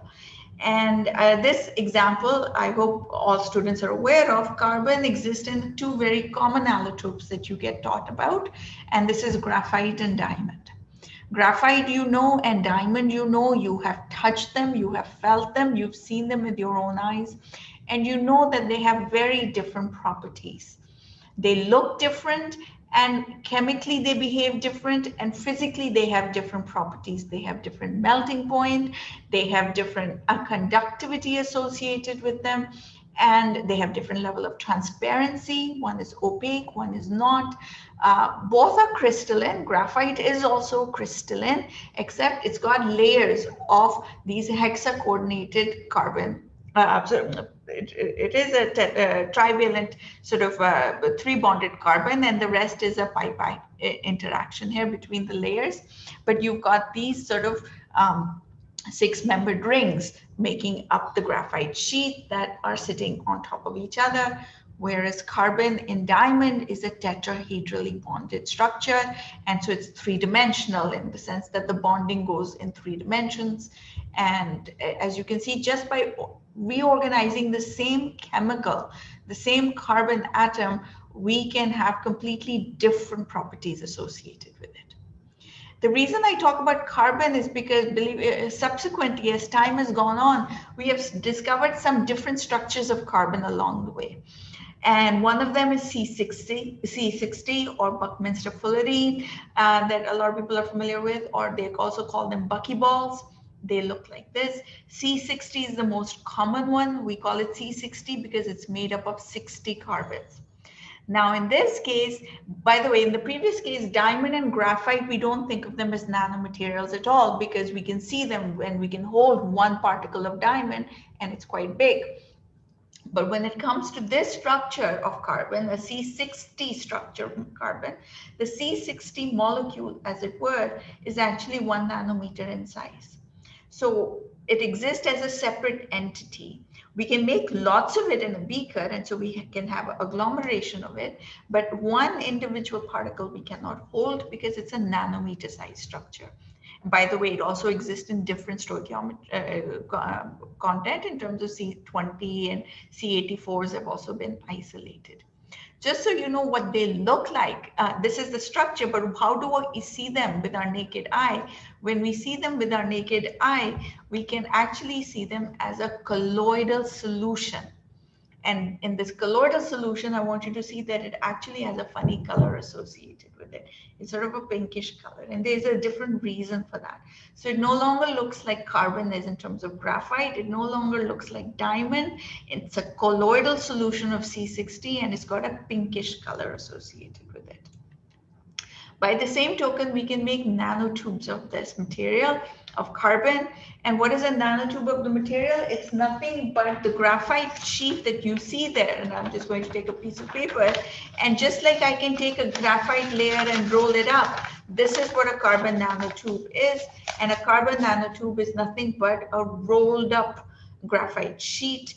And you can have concentric circles of it, or you can have just one single walled structure. So this is called a multi-walled carbon nanotube. This is called a single walled carbon nanotube. And these are the solutions of carbon. These are dispersed basically in water. So these are colloids actually more than a solution. And subsequently, in addition, there have been other structures that have been discovered, but this is the one that I want to just highlight a little bit, and it's called graphene. Some of you might have heard of graphene. It's becoming a material of the future, as it were, because it's very interesting. What is the difference between graphene and graphite? It's simply that you peel off graphite and you peel off one layer of graphite. So think of graphite as a stack of papers together, and you take one sheet out, one sheet of graphite, and that becomes graphene. Now you might think, wait a minute, what's so special? At the end of the day, graphite is what my pencil works on. I use it for writing all the time. If I peel off one layer of that carbon sheet, should it not have the same properties as graphite? It comes from graphite. We peel it off graphite. The only difference is graphite has got lots of those sheets. Now we're just taking a single sheet and studying it. So what could be so special about it? Well, it turns out life is, very interesting, whereby one layer of graphene or one sheet of this material has substantially different properties than graphite.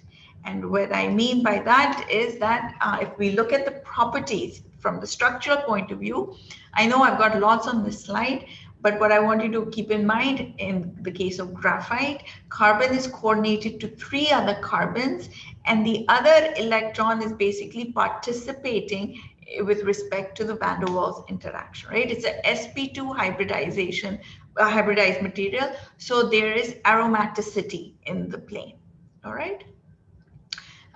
In case of diamond, we've got basically carbon that's coordinated as a conventional organic molecule should be coordinated with carbon in terms of the fact that it's co-coordinated. It's tetrahedrally coordinated, and it has a different properties. It's in fact the hardest material, as you know, known to man. Graphite is not the hardest material, and it comes from the structure.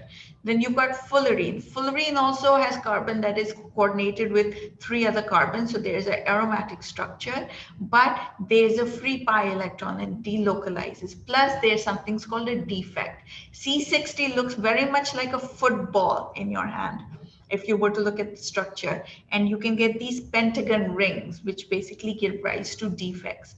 So this is a very interesting material. And then graphene is completely different from graphite, it turns out. Even though the graphite is made up of a bunch of graphene stuck together. And the reason simply being because now we're removing the pi-pi interactions. Why am I discussing all of this? Because what I'm trying to show you is when we take a conventional material, which are not nanostructures, here graphite and diamond are nanostructures, but are not nanostructures, but fullerene and graphene are nanostructures, their behavior is completely different. Here I'm just showing you the structure, but when we look at their properties, you will find graphite is a fantastic conductor. It's almost metallic. It is used as a metal. Diamond is not metallic. It's not conductive. It's not even a semiconductor. It has very poor electrical conductivity, and in fact, it's considered to be an insulator. So it's completely 2 different properties. One conducts electricity, one does not. What happens with fullerene and graphene? Well, it turns out fullerene is more of a semiconductor, and graphene is a very interesting material. It's like a very, very, very good electrical conductor. It's not a superconductor. It's not a semiconductor, but it's something in between. And it's got what is called ballistic transport. The electrons move through this system at a very fast pace. In fact, when you look at the properties, graphene is called a material of superlatives. So by superlatives, I mean it is one of the thinnest materials known to man. That single sheet of graphene is basically 1 atom thick, correct? The carbon atom thick. So it's very thin, but it's very sort of in the X and Y direction, it's very long. You can make it as big as you want. It has got an incredible amount of thermal conductivity. What I mean by thermal conductivity means that it can transfer temperature very nicely. It's not insulating.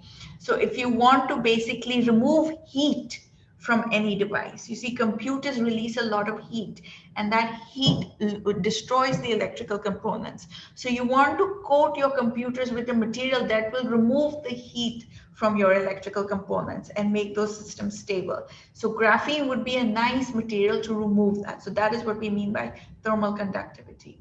It has what is called excellent charge conductivity, and I won't go into details, but suffice it to say, you see that sheet of that flat sheet, all right, that has basically like a sea of electrons that can move from left to right with very little resistance. In fact, they're considered to be moving at speed of light, those electrons. It's called ballistic transport along the sheet. So it has very high conductivity. You know the other thing, you cannot tear the sheet of graphene. You cannot tear it. It is exceedingly strong.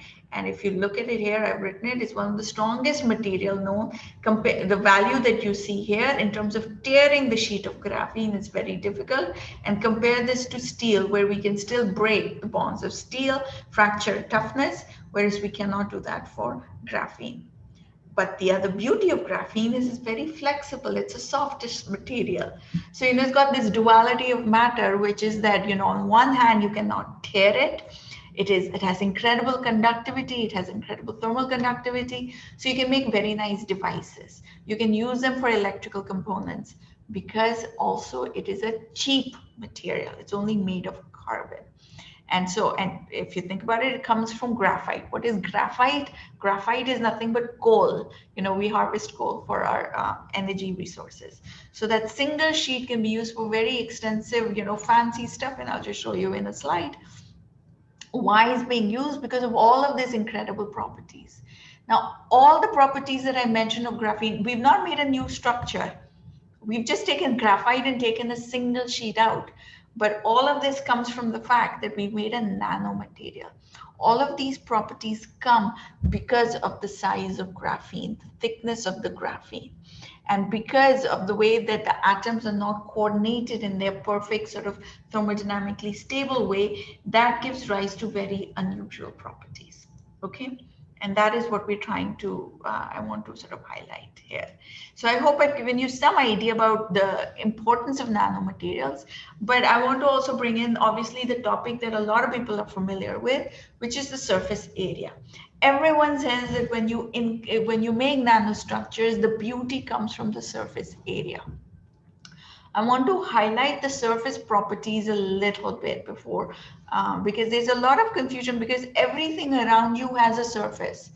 So why suddenly when we make small structures and they also have a surface, that surface suddenly becomes so much more important? Well, it's not about the surface area, but it's the ratio of surface area to volume. Okay, and that is what is important. What I want you to see here at the top is that the volume of the amount of material remains the same, as you can see here. Okay, in terms of the size of the box that I've drawn, in terms of the dimensions I've given you here, and what I'm trying to show you is that the size of the box remains, the size remains the same. Therefore, the volume of material remains the same. But as you can see that the surface area is increasing. When the surface area is increasing, so what does that mean? What it means is basically that the ratio of the bulk atoms to surface atoms is changing. When you decrease the particle size, the surface atoms are increasing, but it's the percentage of atoms on the surface. Okay, that is what I want you to pay attention to. When I have percentage of atoms on the surface that are increasing, their properties, when I measure the property of my nanomaterial, now the bulk entity that is on the inside, uski properties are not easily characterizable. It's the stuff that is on the surface that we can now characterize and that now we can see, and that will allow us to basically define what we measure and how we see things and so forth. Okay, so this leads to both variations in chemical and physical properties of the material. So what do we mean by that? So I'll go through a very simple exercise to help you understand. You see here 3 unit cells. These unit cells you're familiar with. It's a cubic, body-centered cubic, face-centered cubic structures about how we arrange atoms in a periodic way, correct? This is another representation and it's the same and now I've taken a FCC. So an FCC is nothing but a face-centered cubic structure, and I'm just showing you 1 unit cell here. Here is a close packed model of that. And here I'm showing you multiple unit cells. I hope you can see here 1 unit cell. And when you have multiple unit cells arranged of 1 atom that is packing in a face-centered structure, okay? This is what you see here. Now let's make it a little bit more clearer about the surface. So now what I have here is a representative solid here on the left side, okay? This representative solid is nothing but, it's a bulk solid. I want you to think of it like a bulk phase, like a large 1 centimeter size structure. But when I make a 1 centimeter size structure of a FCC lattice, of a FCC crystal, what I want you to see is that the faces that are exposed are not identical. You know, everything is 3 dimensions, X, Y, Z. We live in a 3D world. And what I want you to pay attention is that the surfaces, the top surface, here you see the side surface. And if you have a cleave, like a surface at an angle, for example, I want you to see that the way that the atoms are arranged is very different. And I'll show you and I'll explain a little bit more with this little card, sort of drawing here on the top right. What I want you to see are the blue atom, these blue balls which represent atoms, and they're the top surface, and the light blue coloring is at the layer just below that. Okay, so this is a sort of a perspective view, but if I were to look at what is called the 100 surface, this surface here, all right, I'm looking at it directly top-down approach. So what I will see is a very nice, and I want you to see that the atoms, the surface atoms of the 100 surface here, the 100 surface, the top atoms are arranged in a sort of a cubic way, right? Therefore, each atom is coordinated to these sort of atoms in a cubic array, right? And you can sort of see the light blue color underneath. Now let's go look at the other face. Now I want to look at the 110 face here. You see this one on the slant? When you look at this surface, I hope you can appreciate that the atoms are arranged in a different way. This is still a FCC lattice, okay? It's just that the FCC lattice has 3 directions. We call it face-centered cubic. But people make the assumption that, oh, if it's a cube, matlab all the 3 faces are identical. And that is not the case. And that's assuming you've got a crystal. Many times we don't have a crystal, we have a powder or distorted structure. So the angles that we see of our solid material have different ways in which the atoms are arranged, even though the entire structure is FCC. Okay, so here 100 surface, as you can see, this is a very low density surface where the top atoms are sitting like this, and the bottom atoms, you can see a lot of the bottom atoms underneath. All right, and by the same token, if I were to look at the last surface, which is the 111 surface here, this is the way we name surfaces, by the way, in case you're wondering why I'm giving them these funny numbers, but it's a way of naming these surfaces. And the way and that tells you that a 111 surface is completely different from a 100 surface. And that is completely different from 110 because of the way the atoms are arranged. Now, why am I talking about this? The reason I'm talking about this is when I make a nanoparticle, when I make a nanostructure, when I take a bulk material of a centimeter size structure and I make a 10 nanometer structure on that, I will have, and we say the surface area changes, the surface area increases. It's more than the fact that the surface area increases. What happens is the nature of the surface also changes, okay? The way the atoms are arranged. So here you see a diagram which just talks about the spherical tip of a nanoparticle. Basically, it's just looking at a nanoparticle in a tip-like fashion. And what I want you to realize is that the surface now, you have the same 111 surface and the 001 surface as before. But I want you to realize that there's a lot of defects here. I'm going to turn my pen into a pen. And I want you to see this part here. I hope you can all see this part here. This is defective here. Plus, I hope you can see that I've got steps that are exposed on the top. All right. So all of these sort of different arrangements of atoms were not visualized, were not available, were not accessible when I was making a bulk material. When I was making a large scale centimeter size structure, I get conventional 111 surface, 001 surface, and those surfaces that everyone's familiar with. But when I now change the particle size, there's a lot of thermodynamic instability in the system. When there's such instability in the system, the atoms, because there's most of the atoms are on the surface, these surface atoms and their properties are very different now because they are exposed to the environment. They don't like being exposed to the environment, and they organize themselves on the surface in a non-equilibrated or in a non-equilibrium way. It is not thermodynamically stable. These are kinetically trapped structures on the surface. And what we do is we suddenly have access to this surface. So what is the beauty of this surface? The beauty of this surface is that the kind of catalysis we do on this surface is completely different. Okay. When I talk about the catalysis, it means that the chemistry that I do with the bulk material is different, because let's assume I'm doing a hydrogenation reaction of an alkene. So an alkene molecule is coming and residing on the surface, okay? And you find that it will reside on this surface differently, this part of the surface differently.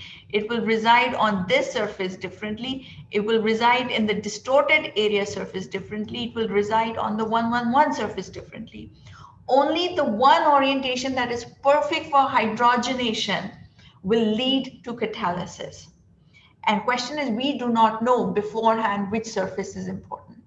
And so when we make nanoparticles, what we get is a variety of surfaces available to us. So these variety of surfaces that are available suddenly lend themselves to catalysis. They promote catalysis because we give the ethylene of a myriad of surfaces to bind of the same, let's say, platinum structure.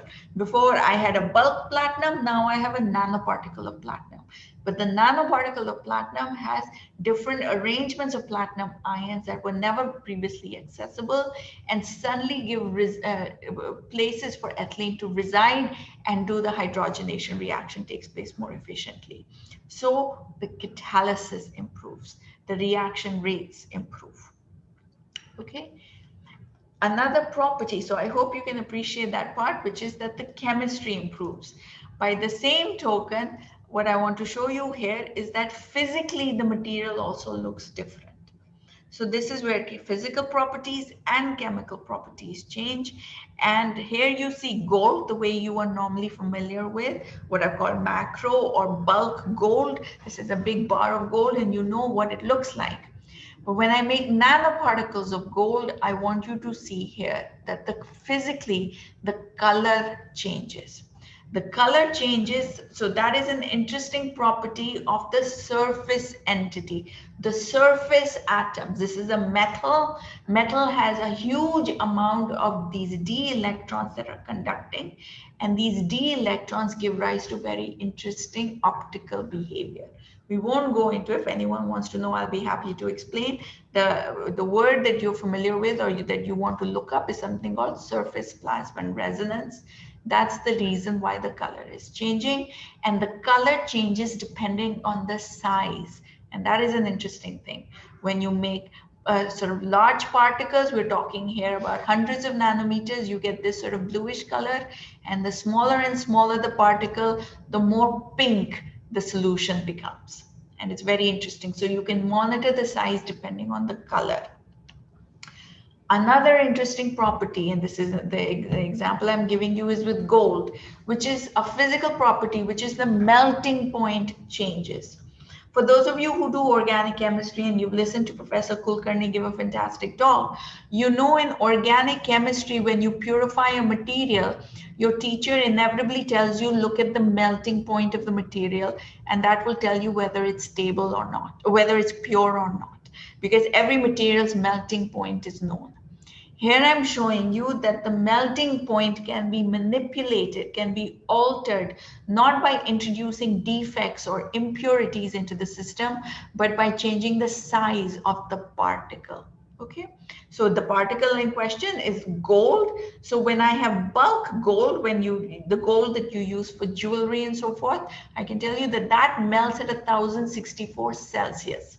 The y-axis here is in Kelvin, all right? Bulk gold melts at 1064.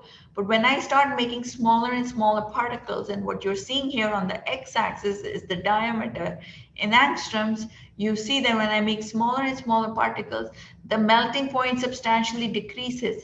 And I can make pure 99% gold, 100% gold melt at 300 degrees now. It's an incredible change and ability to tune a property by not tuning the chemical composition, by tuning its size. And therefore you can see in terms of devices, in terms of industry, when they want to have something that melts at a different temperature, before they had to go through the periodic table and make different compositions. Now they don't have to. With the same composition, they can get a different melting point. And it's substantial. I will tell you why the melting point changes. It's a very simple way of explaining. I'll hand wave my way through it. But when you have a nanoparticle, most of the atoms are on the surface, right? A large portion of the atoms are on the surface. What are these surface atoms? These surface atoms are not saturated in their coordination, okay? They have a lot of kinetic energy associated with them. They are not coordinated to their nearest neighbors. They have vacancy. They're open to the environment. They're in an unhappy state. Think of it like that. That is what we mean when we say they're not thermodynamically stable. They're in an unhappy state. So when you give them just a little bit of energy, means only 300 degrees of temperature, you will find that you can suddenly give them enough energy that they go into the melt phase, right? They're no longer in the solid phase.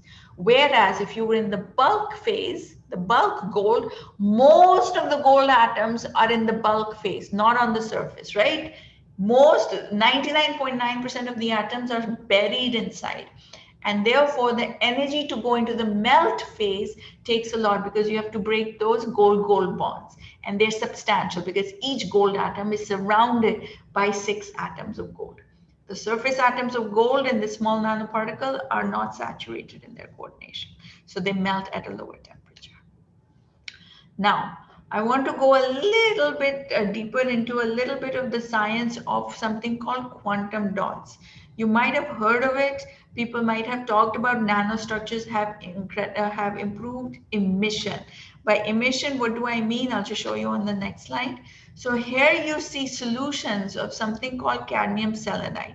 Cadmium selenide is a semiconductor and it's a quantum dot. And it's referred to as a quantum dot. You might have heard of it or you may not, but I will just try and explain what do I mean by quantum dot. Quantum dot is a specific type of a nanoparticle. And in this particular case, what we're doing is look at the size regime. It's varied from 1.5 to 6 nanometers. This is how they look at indirect light. And this is what happens when we impinge light and we see emission. So this is under UV light. So we're seeing an emission come from here. And this property, this ability to tune the emission is very important because what we can do is, what we can use these structures is in biological labeling, okay? We can use it to stain, you know, where the nucleus is, where the ribosome is and so forth. And people like this because unlike biological dyes, unlike organic dyes, those dyes photo bleach. When you make a slide of it with time, you will find that the rhodamine or Congo red that you've used photo bleaches and the color goes away. Whereas if you were to use this material, you will not lose the color. By the way, the bulk material looks like this. It looks like a reddish powder. This is bulk cadmium sulfide, selenide. And now these are the nanoparticles. And I'll just try and explain why we're changing here because this is a semiconductor. And in the semiconductor, what happens when you change the size? I'll just show it in this slide, is that we are tuning what is called the band gap of the material. And this is an incredible property because normally we cannot tune the band gap easily. Band gap is nothing but the separation between valence band and conduction band. And what we're able to do is change the energy required to basically go from the ground state. An electron resides here in the ground state. It goes into the excited state because it has absorbed energy and then it goes back down. This absorption is because we have irradiated with light. But when it comes back down, it emits the light. And that is what we were observing on the top here. That was emission. Light was getting emitted. So these are fantastic because we use them for light bulbs in the process. LEDs, the new kind of light bulbs, are these sort of structures that emit light when they relax back down. Okay? And what you want is a high level of emission. You want lights of different color to come at you. You can use it for your TVs. You have quantum TVs, quantum dot TVs, and so forth, LED TVs. This light that gets emitted is coming from these quantum structures because what they've done is with the same chemical composition, they have changed the particle size. They have made it very, very small so that they have changed the band gap. So now, as you can imagine, the light coming out from this material will be different than the electron that is excited and then relaxes back down here, and then the electron that relaxes back down here. All right, the colors tell you right away, this will have blue emission and this will have red emission in principle. And it's the same material, which is beautiful because previously we could only, we had to change the chemical structure. Rhodamine dye only absorbs and emits in one wavelength. We cannot change the wavelength. We have to make a new organic molecule if we want to change the wavelength. Okay. So these are some of the properties that exist of nanomaterials, and I won't go too much into this part. But the thing that I want to recap is when you make small structures, when you make nanometer size structures, you are changing. Yes, you're having a larger surface area, but that surface that you're increasing also has a different way that the atoms are packed compared to their bulk. And because of that, it changes their chemical property and it changes their physical properties. There are novel crystallographic planes that are now exposed on the surface that give rise to catalysis, okay? And for each size dimension, we have this quantum regime where you can change the optical. All I talked about was the emission of the material, right? The optical property changing. But there are lots of other very interesting things you can do with these materials when you are in the quantum regime, because that excited electron, the entire band gap, the electronic structure changes. So, but one thing to keep in mind is all nanoparticles, all quantum dots, all of these structures are thermodynamically unstable. They do not like being small. They want to basically be associated in a bulk phase with respect to other things, all right? They want to coordinate. The surface atoms are not happy. So you have to always find ways as a chemist, as a physicist, to try and trap them. Because if you leave them alone, over time, they will aggregate and coalesce and become bigger and bigger and bigger. When they become bigger and bigger and bigger and they start separating, they drop out of your beaker in the sense that they precipitate out, then they're no longer nanoparticles. Any precipitate in your beaker or any cloudy solution in your beaker means particles are on a micron length scale. If you've made true quantum structures, or if you made proper nanoparticles that are less than 20 nanometers or 30 nanometers, your solution should be transparent. It should be a colloid. And with time, if you find that it is becoming more and more opaque and you're getting a precipitate, that means the structures are becoming bigger. And therefore, you cannot precipitate out nanoparticles in principle. All right. And because they're bulk and now their properties are different. So at this point, I will just talk a little bit about, just what we can do with nanostructures very quickly, what we do in our lab. So here's an example of one composition: silica, silicon dioxide, glass. And what I want to show you as chemists, we can make a variety of structures. These are nanoparticles, all right, the way you would think of them. But these are also nanofibers, but they're hollow. I hope you can see that they're hollow on the inside. So they're nanotubes actually. Here's a nanoparticle that is hollow on the inside. I will try and zoom in so that you can sort of see that there is porosity on the inside. By the same token, we can make hollow capsules, and you can make these what are called photonic porous structures. Think of it like a sponge.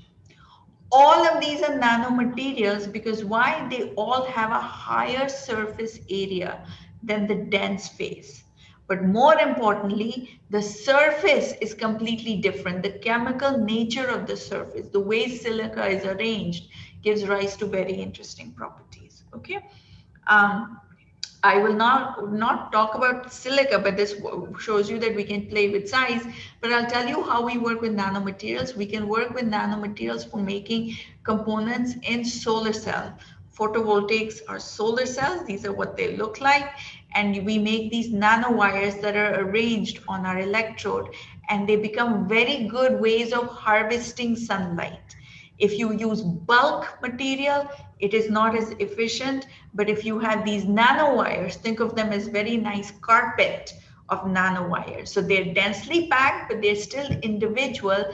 They can capture more sunlight. And that is what's interesting. By the same token, we also use different set of nanowires for water splitting. Water splitting is an electrochemical way of making hydrogen gas. So hydrogen gas is a fuel that people like to use, because when you use hydrogen gas, you do not release any carbon dioxide into the air. But we have to make hydrogen gas. How do you make hydrogen gas? You can do it with an electrochemical or a photochemical conversion of water, which is water splitting. So again, we use nanowires of cobalt oxide in this case for water splitting. We also use nanomaterials, and here you see this is basically the sort of nano flakes similar to graphene, but these are not graphene. This is rhenium sulfide and molybdenum sulfide, and we use them for making better batteries. You know, for in your phone and your computer, your laptop, your battery, the energy storage entity, you know, which you always charge up and you always get upset when you lose charge, that battery is a very important component that a lot of people are doing research, because we want better batteries. Ideally, you want to charge your battery once a week, and you want to use your phone throughout the week without having to recharge it, correct? We do that with our watch. We don't recharge our watch battery, but we recharge our phone battery very often. The reason being because of the density, how much energy density is stored, and we want to improve that. And again, nanomaterials come into play for that. And this is another aspect of batteries.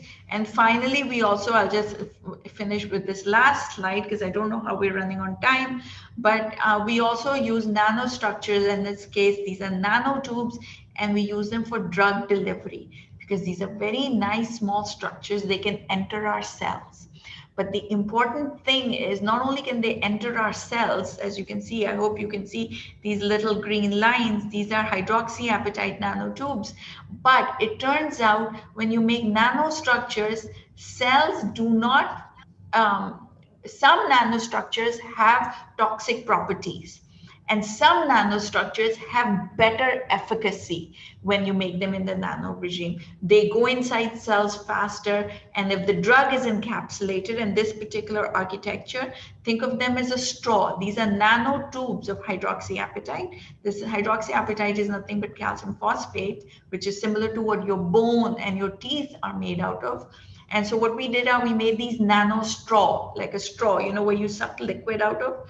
So we made these nanotubes, and the drug goes inside the straw. And what we find is that they can get encapsulated and deliver the drug without harming the drug molecule, that the drug can enter the cell and do its job without changing its structure. Okay. So I will end at this point, if that's okay, Dr. Shiv-Sarup, and I'll be happy to take questions if there are any. And I'll just thank my lab in this case. So these are the people who work in my lab at the IFR. Professor Deepa? Yes. So nice for very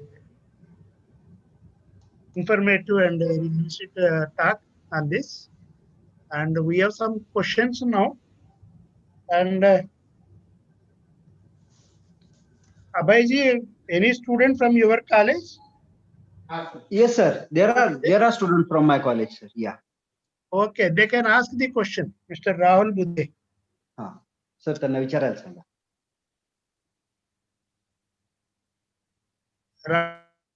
Rahul पूछ लेना.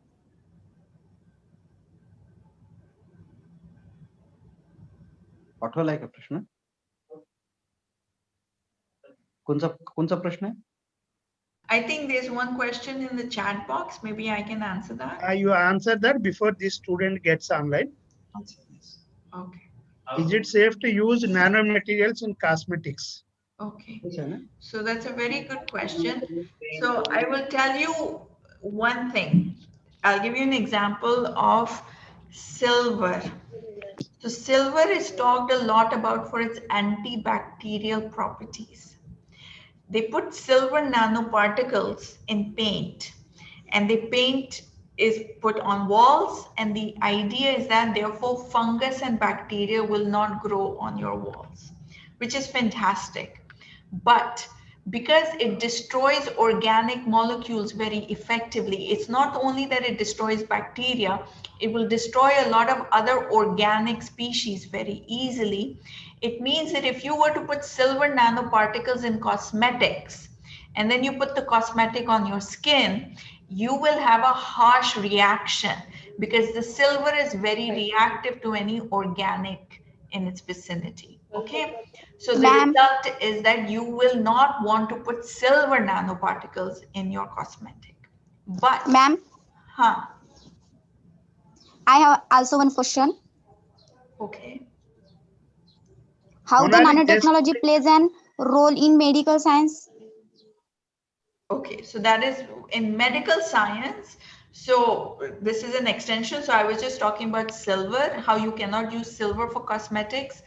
But I can tell you another nanoparticle. So in our case, I was showing you hydroxyapatite nanotubes.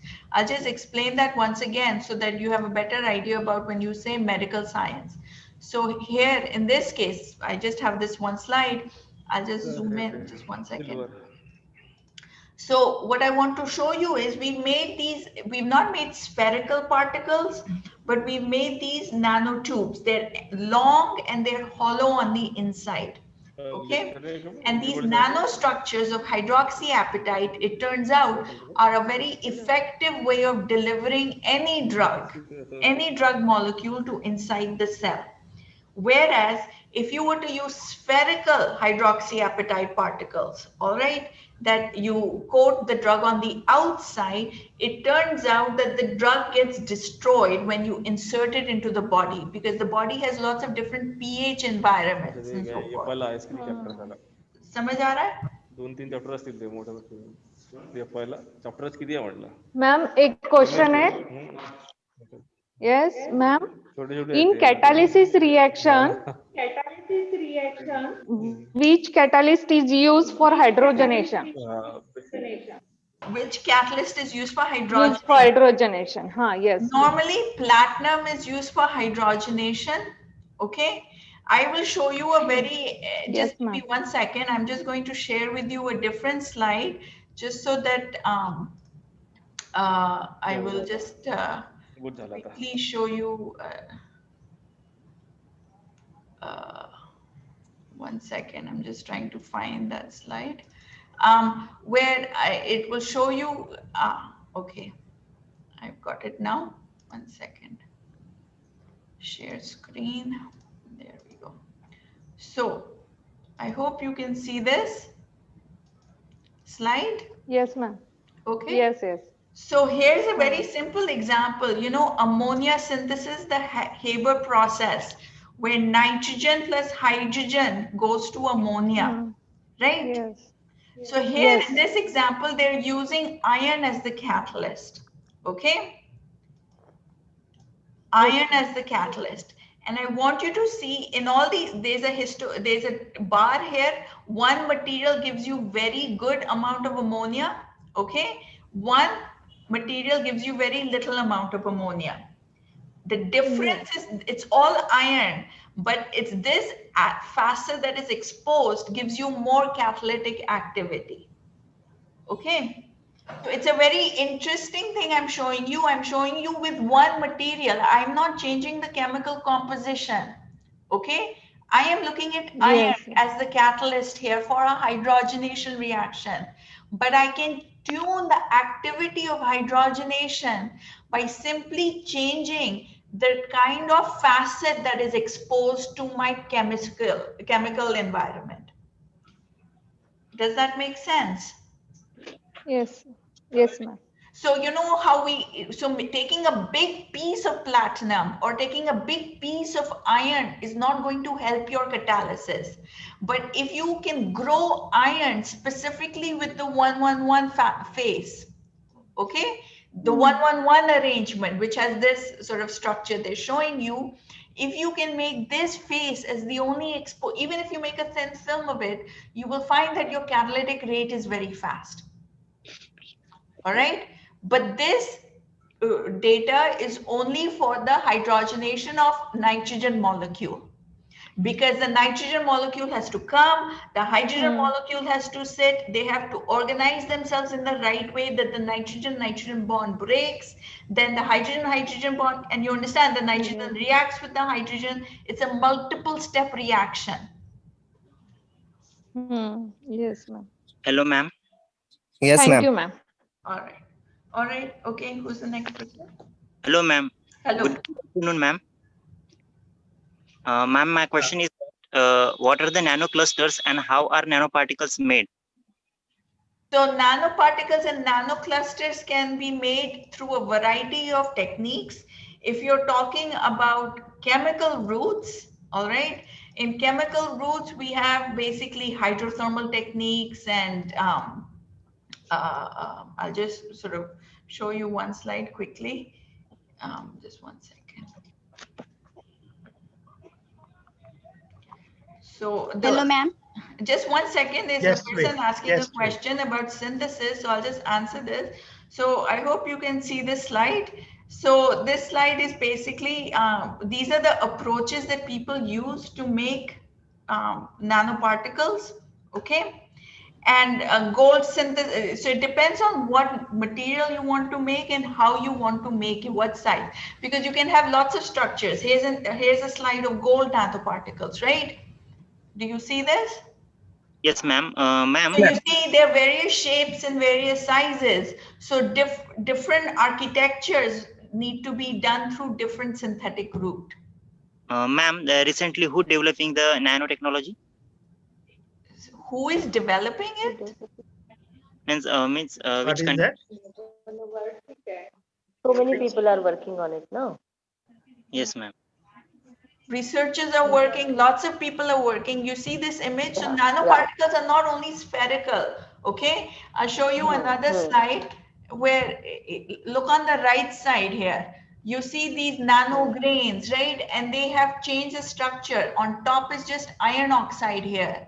And then they've covered it with gold little by little. So it's like a core shell structure. So nanostructures are very complicated. Or can be very complicated depending on how you make them. Yes, ma'am. Okay. Ma'am, I have one more question. What is the method used for industrial fabrication of nanoparticles? So, like I said, the industrial, these are all the types of words that you will find in your literature. There is not one technique, all right? There are different techniques used to make nanomaterials in industry. And like I said, nanomaterials are not just spherical particles. They're different shapes, as you can see here. And depending on what kind of material you want to make, what shape you want to make, what size you want to make, you have to follow a different synthetic route. The buzzwords that you want to say are like colloidal synthesis or template method or hydrothermal method. You understand? There are lots of ways of doing it. It's not one generic, by एक ही रास्ता है उसको बनाने के लिए. एक ही रास्ता नहीं है. अलग-अलग तरीके हैं. आपके ऊपर डिपेंड करता है भाई आपको कैसा मटेरियल चाहिए और किस वजह के लिए चाहिए. Yes, ma'am. Thank you. Hello, ma'am. Hello. Please introduce yourself because I don't know who you are and your name. So. You please introduce yourself. I'm student of SGM College, Kurkheda. I have also one question, ma'am. What are 1, 2, 3 dimensional nanomaterial? Okay. So 1D, 2D, 3D materials you're asking, correct? They're actually referring to quantum structures, Monali. They are not nanoparticles per se, but what I had shown you with spherical structures when they let me just go back to my slide here. One second. So I'll just share, discard, share screen.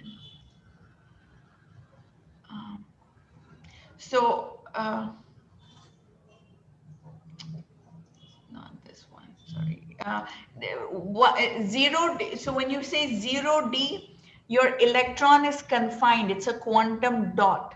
1D is when you have a nanowire, a quantum wire. The electron can only move from one side, basically left and right. 2D is a plane. It's like a graphene is a 2D quantum structure. Okay?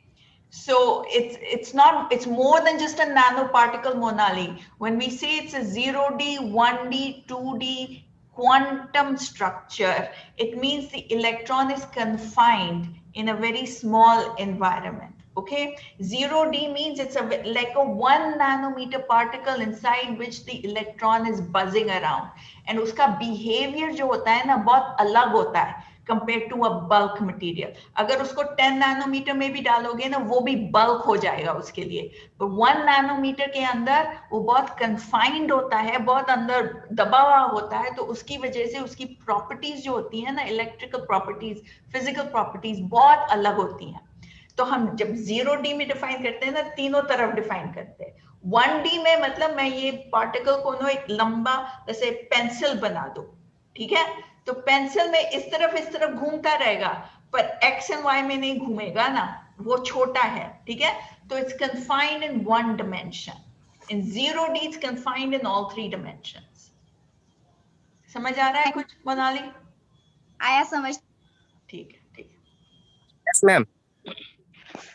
Okay, Dr. Shasankar, any question from your college students, 1 or 2, so that we will proceed for the I next have exam. a question. Please introduce yourself. Myself, Ankita Ubade from Wardha. Okay. Ma'am, will you please explain that point, that how that size is related to the melting point? The size is related to the melting point. Okay. So I'm just going to hand wave it. So when you have now melting point, when you have a small size, or maybe I'll just show you mine.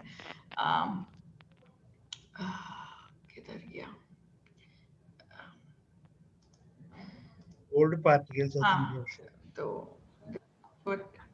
So let's just, you see this cartoon here in front of you, this little picture of what we think is a nanoparticle? Yes. Right? So now I want you to realize when I have this small nanoparticle, the amount of surface atoms, are quite large. जो buried अंदर है ना, जो bulk है ना, वो कम है. The proportion of surface atoms, all right, is large. In your and as a result, these surface atoms that you see here, they are basically not saturated in their coordination. Means उनको तो 4-5 लोग चाहिए ना. This atom should have a ball next to it. You understand? It should be coordinated. It should have coordination here and here and here. ठीक है? समझ आ रहा है? Yes, ma'am. Yes. But because it's not coordinated, it's unsaturated in its coordination environment, तो fully bonded नहीं है, वो fully पकड़ा हुआ नहीं है solid के साथ, वो loose है, ठीक है? It's unstable, so it doesn't need a lot of energy to go into the liquid phase, the melted phase. That is why at low temperatures, these surface atoms very easily move away and form a liquid phase, right? And because you have a large proportion of these surface species, it happens very effortlessly at a low temperature. Okay? Yes, ma'am. Thank you.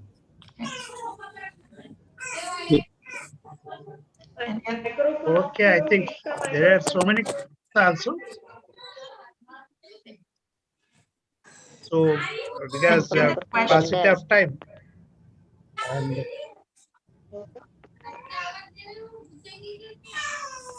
so, microphone किसका चालू है? बंद करो. questions I will send you, Deepa. You can. Yes, please contact me if anybody needs any more information. I can, I'll be happy to answer questions by email or whatever. Not a problem.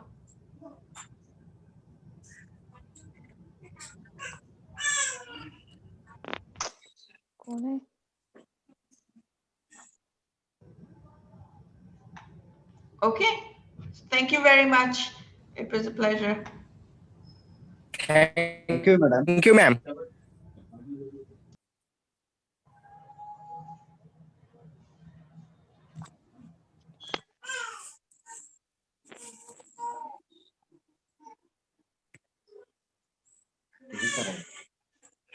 मुली तो चेहरा अभिषेक कौन है? अभिषेक microphone बंद करो आपका. Arup sir, your mic is off. Sir. Hello. Oh, yeah. Thank you, Professor Deepa, for a excellent talk and very inspiring. And the questions we received, that shows how much you have inspired the people. And I am very happy that you are here and shared the experiences. There are some questions on YouTube also. I will share you those questions and we will post them on the YouTube link also. And as I informed in the beginning, all these lectures, they are available on YouTube and Facebook recorded versions. So you can watch them afterwards also. So thank you very much, Professor Deepa. Now we will go for the next talk by Professor Damodar Prabhu, very senior teacher and very well experienced teacher. Now I invite Dr. Subhajit Haldar from Islap College, Nagpur, to introduce Professor Damodar Prabhu. Subhajit. Good afternoon, sir. Please. Good afternoon to each one of you. It's a great pleasure for me to introduce our speaker today, who is going to talk on Dr. D.B. Prabhu is adjunct professor and former head, Department of Chemistry, Wilson College, a constituent college of University of Mumbai. Dean of Faculty of Science of Mumbai University and President of Indian Chemical Society Mumbai branch. He is General Secretary of AC of Chemistry Teachers and Editor-in-Chief of GP Globalized Research Journal of Chemistry and Green Chemistry and Technology Letters. Bombay Association of Science Education, which organizes several science activities for school and junior college teachers in India. Research interests are reaction kinetics, catalysis, and environmental chemistry. He has guided 8 students for their research degrees, published 6. He has to credit 90 presentations in national and international conferences in Belgium, Kuwait, Hong Kong, Romania, and Bangkok. He has awarded at the 6th International Congress of Chemistry and Environment, held in July 2013 at University of Antwerp, Belgium. Papers in reputed journals and presented 21 papers on science education, particularly chemistry education in national and international conferences.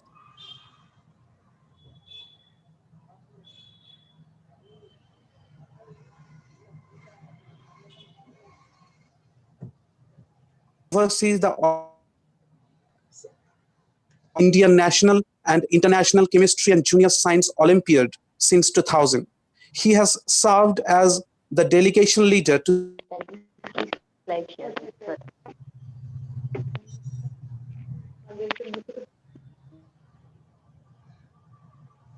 member of the Academic National India in December 2013 at Pune and Mumbai. Dr. Prabhu is actively involved in Indian national and international Olympiads, organizing science conferences, workshops, and training camps for college and school teachers and industry academia. He has received several awards such as FRSC, elected Fellow of Royal Society of Chemistry in May 2019, Best Chemistry Teacher Research Society of India, CRSI, in 2006, and Association of Kineticists of India Award of 2. And I welcome on behalf of IGNOU Regional Center and all the organizing committee, the talk.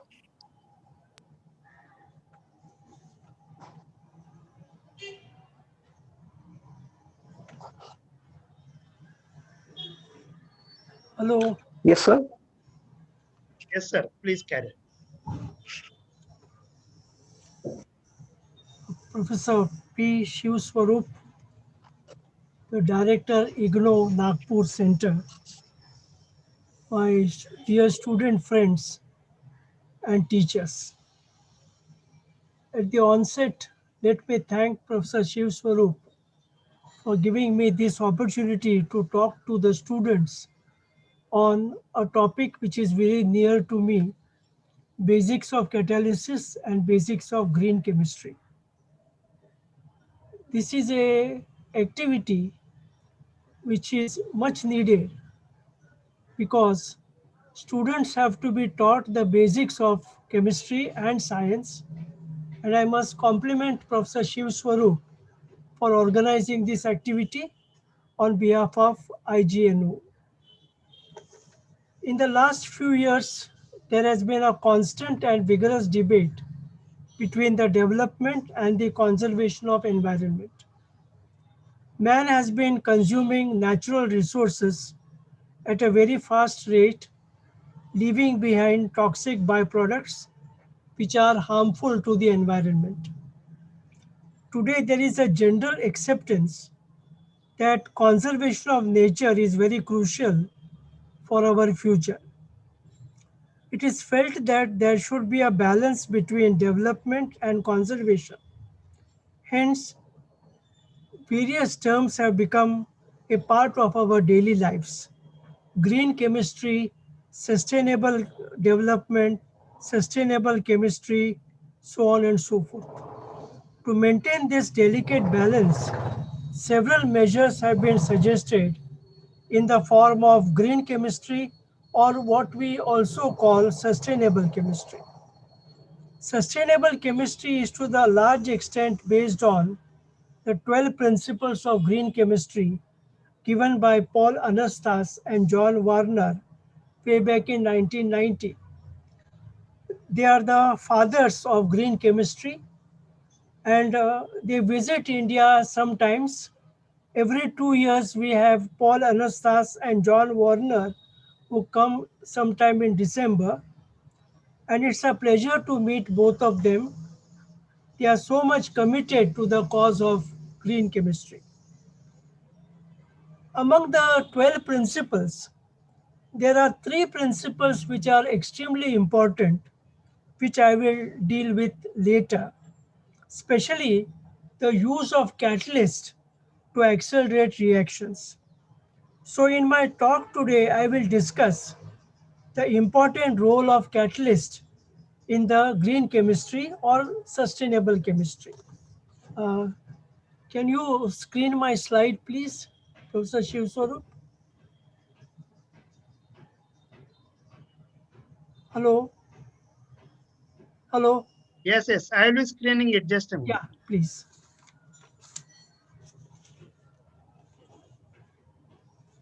Just a moment.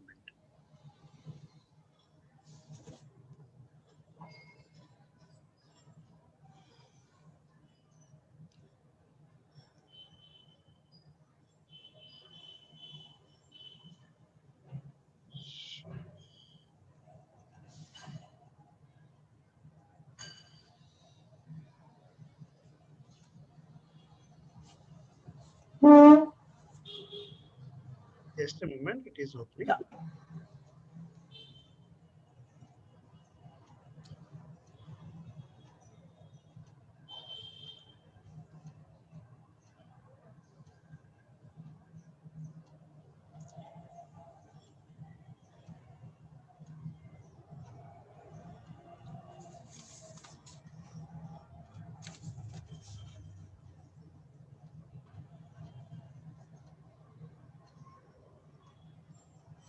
Can you see?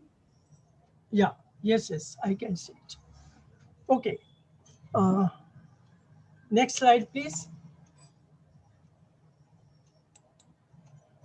Yeah. Now, my talk will cover basically the following areas. What is green chemistry or sustainable chemistry?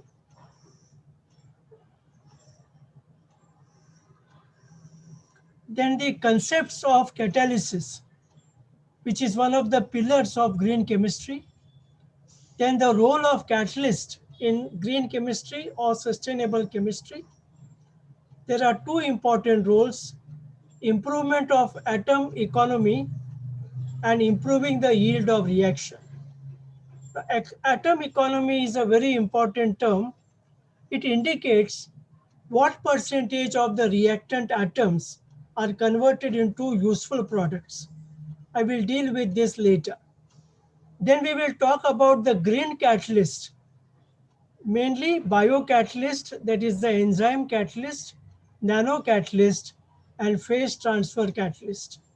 Then conclusions and some references for you. Next slide.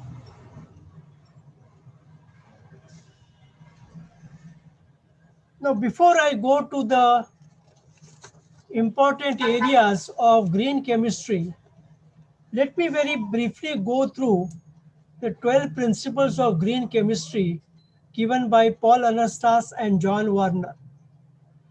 The 12 principles can be summarized as follows. 1. Starting materials, that is the reactants, should be non-toxic and environment friendly. Solvents should be avoided as far as possible. Reaction should be done in water, that is the aqueous medium, as far as possible. Reaction should be carried out at room temperature so that energy used is minimum. This is called ambient temperature research. Use catalyst to accelerate the reactions rather than use stoichiometric reagents, which are always used in excess and are thus wasted. Use suitable catalyst. Then minimize the generation of waste products. The product should be non-toxic. Then the products should be degraded easily to form harmless substances, and products should not remain in the atmosphere. Products should involve minimum number of steps, because more the steps means more chemicals will be used and more products will be formed. Some of these products will be toxic and harmful. And reaction should have high atomic economy and high yield. So let us see some of the important principles which are useful to us. So sustainable chemistry. First aim is design products that minimize the use and generation of environmentally harmful materials. There are three aims. One is prevention of waste and pollution, saving of energy, ensuring safety in chemical processes. I will deal with this in detail little later. What is this sustainable chemistry? It is a scientific concept that aims at improving the efficiency with which natural resources are used to meet the demands or the needs for chemical products. So the natural resources which we are having should be used in such a way that the products will be formed, but these resources are available for the future generations also. And as I mentioned, it is based on the 12 principles of green chemistry and the 3R principles: reduce, reuse, and recycle. So the entire concept of green chemistry depends on 12 principles and the 3R principle. Next slide, please.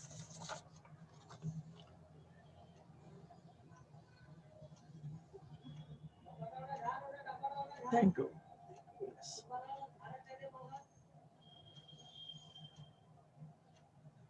Now, I am taking three important principles for discussion. First is all our reactions should prevent waste and pollution. How that can be done? By maximizing atom economy. Means maximum number of atoms of the reactant should get converted into products. This is called 100% atom economy, that is 0% waste. if 100% of your atoms are converted into products, that is called 100% atom economy. Then avoid chemical derivatization, means don't convert the substance into its derivative, because this will involve further reaction, more use of chemicals, more toxic waste materials, etc. Second aim is we have to save energy. How to save energy? Use suitable catalysts to lower the energy requirement of reactions.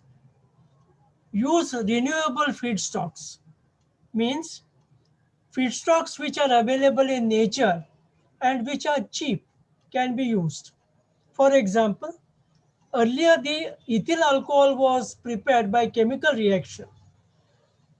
Now we use sugarcane bagasse for converting it into alcohol.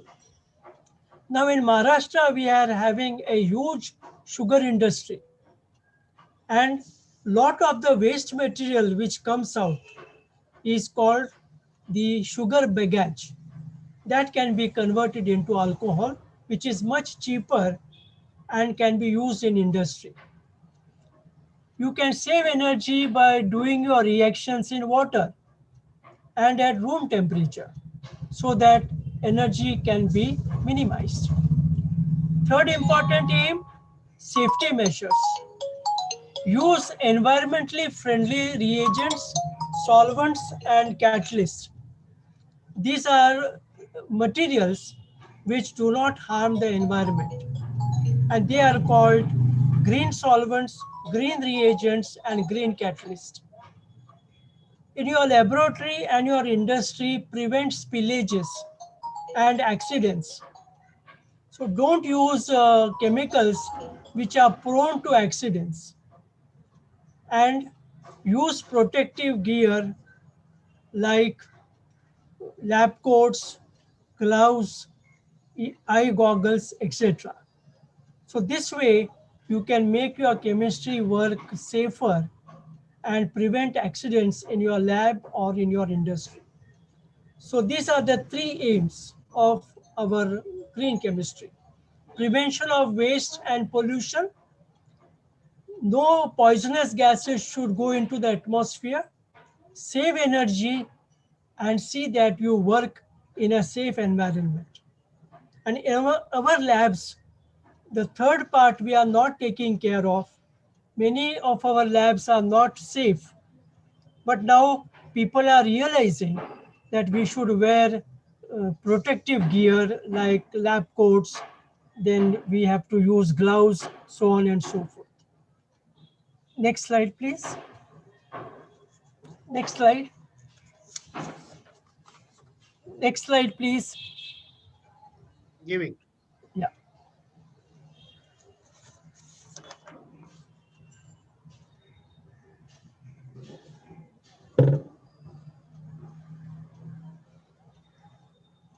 Now, having said about the green chemistry, let us say something about catalysis. So I am giving you some basic principles of catalysis. Some of these you are already knowing. Catalyst is one of the main pillars of green chemistry. In fact, today, most of the research work in industry is for preparing new catalysts. And every reaction requires a suitable catalyst, especially our organic reactions.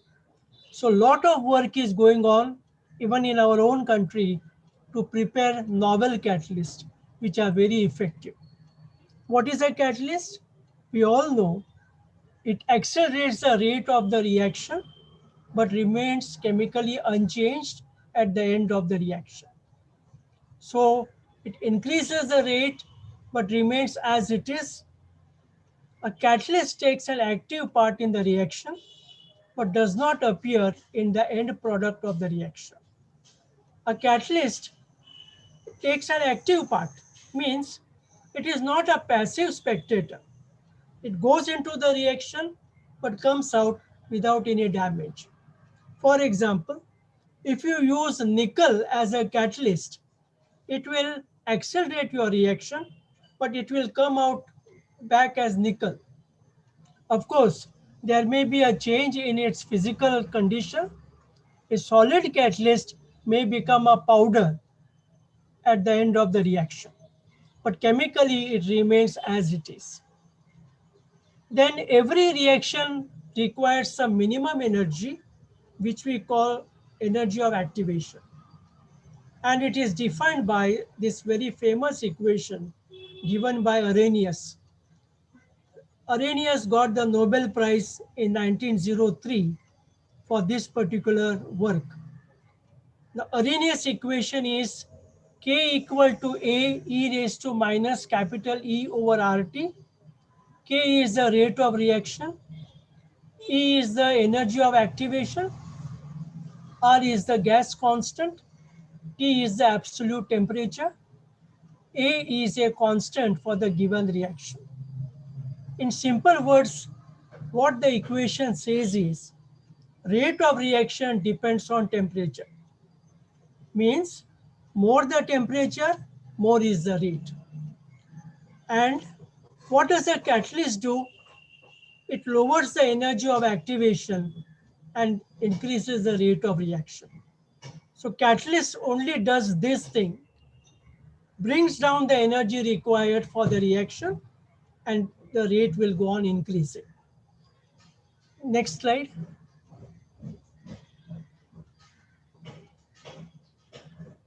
Look at this wonderful graph.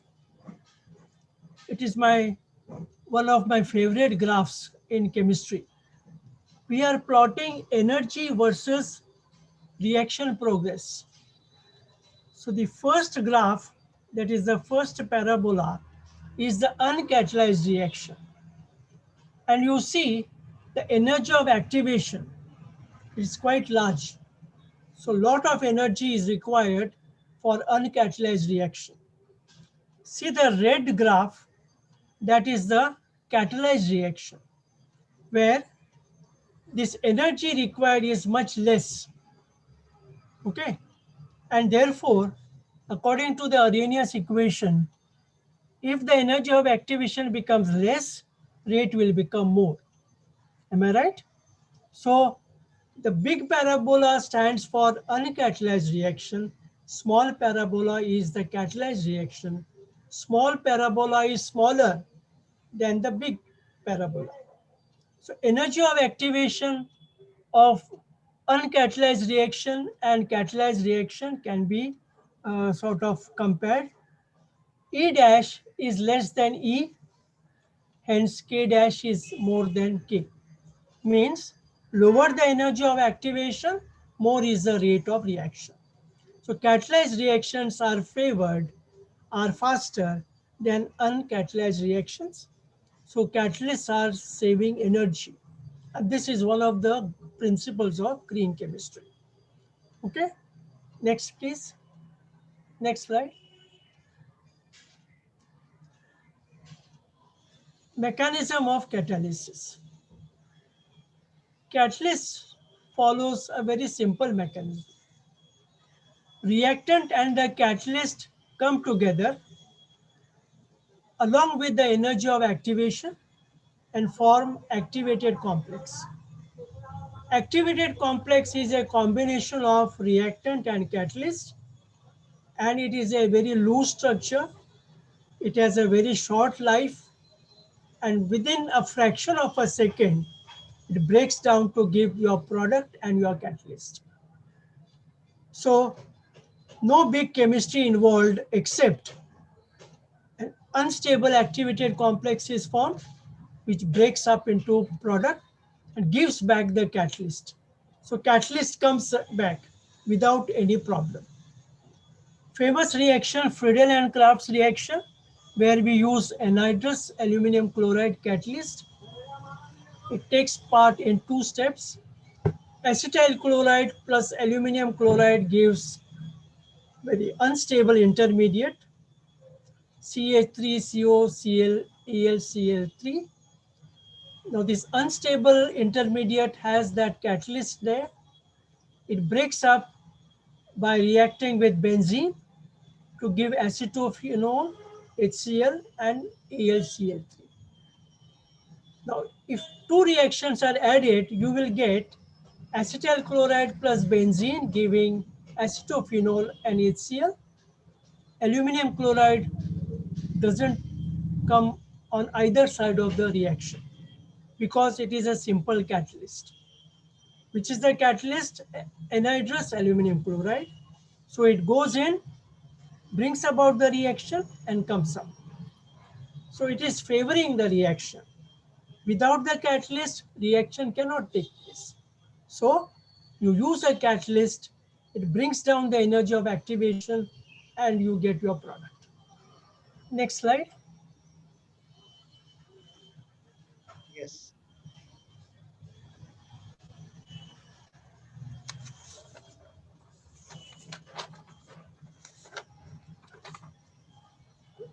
I'll talk a little bit about classification of catalysis.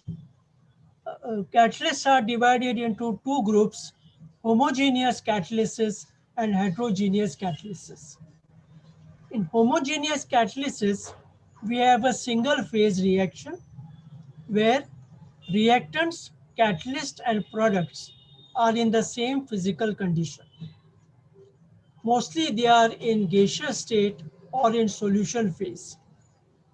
Many of the gaseous reactions which you see, they are all using homogeneous catalyst. The more important is the heterogeneous catalysis, where catalyst is always in a different physical state than the reactants and the products. For example, your reactants and products may be gases, but your catalyst will be a solid. And therefore, heterogeneous catalysis follows the kinetics of surface reactions. Because whenever there is a solid catalyst, there is a surface, and surfaces are active, as Dr. Deepa pointed out. Now, heterogeneous catalysts are always favored because you can isolate the solid catalyst and it can be used again and again. Whereas in homogeneous catalysis, you cannot isolate the catalyst and it is a waste. Many industrial reactions use solid catalysts.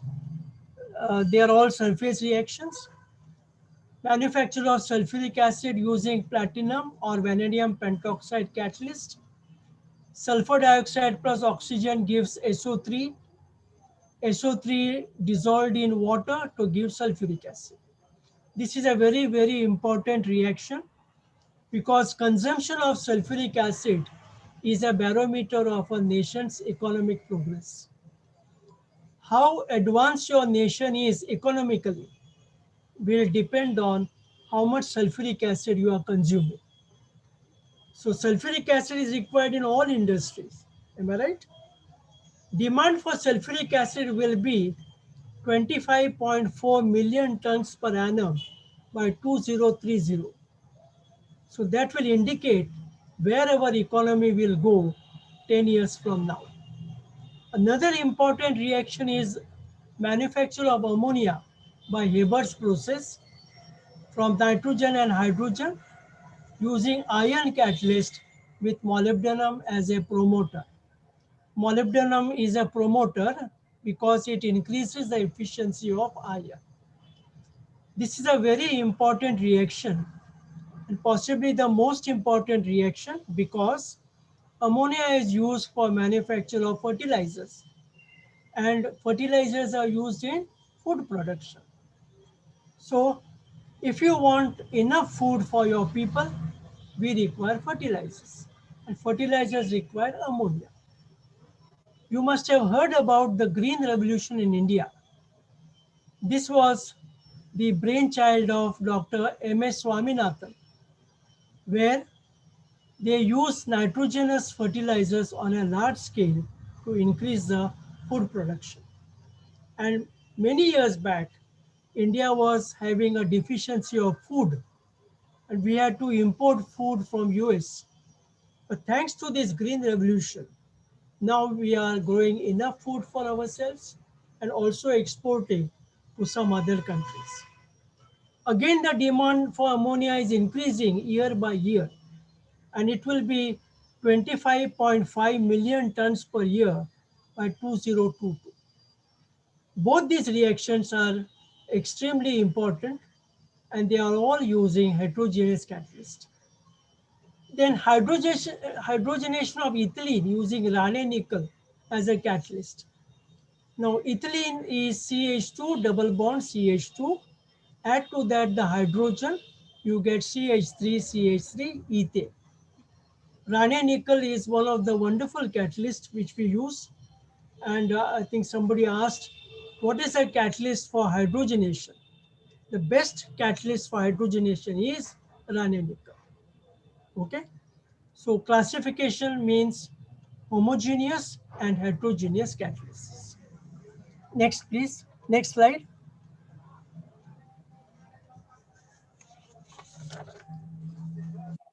Any surface reaction involves 4 steps.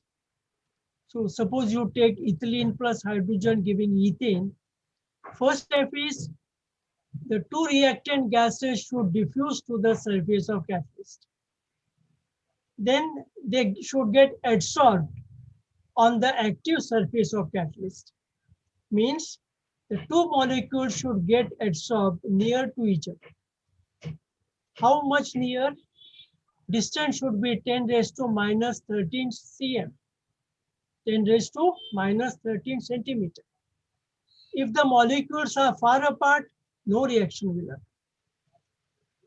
Once the adsorption is over, the molecules will react, forming ethane. And that ethane should leave the surface. So last step is desorption of the gaseous product from the surface of the catalyst. So diffusion, adsorption, chemical reaction, and desorption. And every surface reaction involves these 4 steps. That is why surface is very important in a heterogeneous reaction. Thank you. Next slide. Next slide.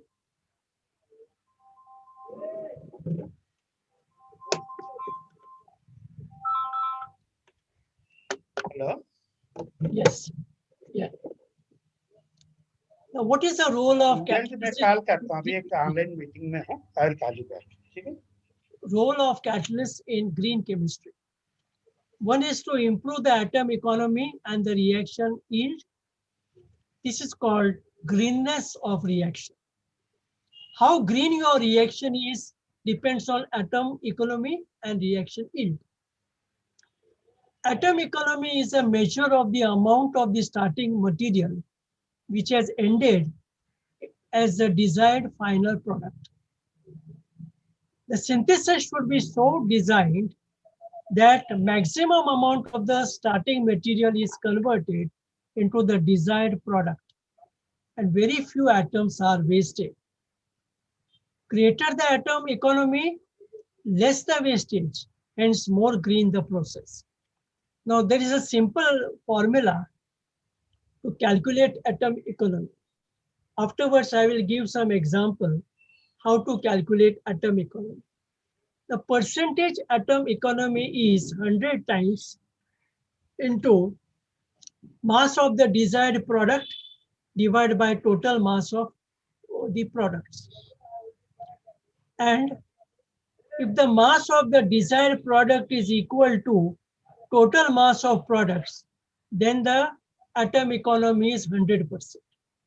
Means all your atoms have got converted into desired product.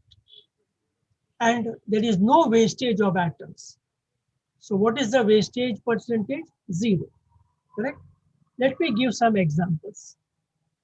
Next slide.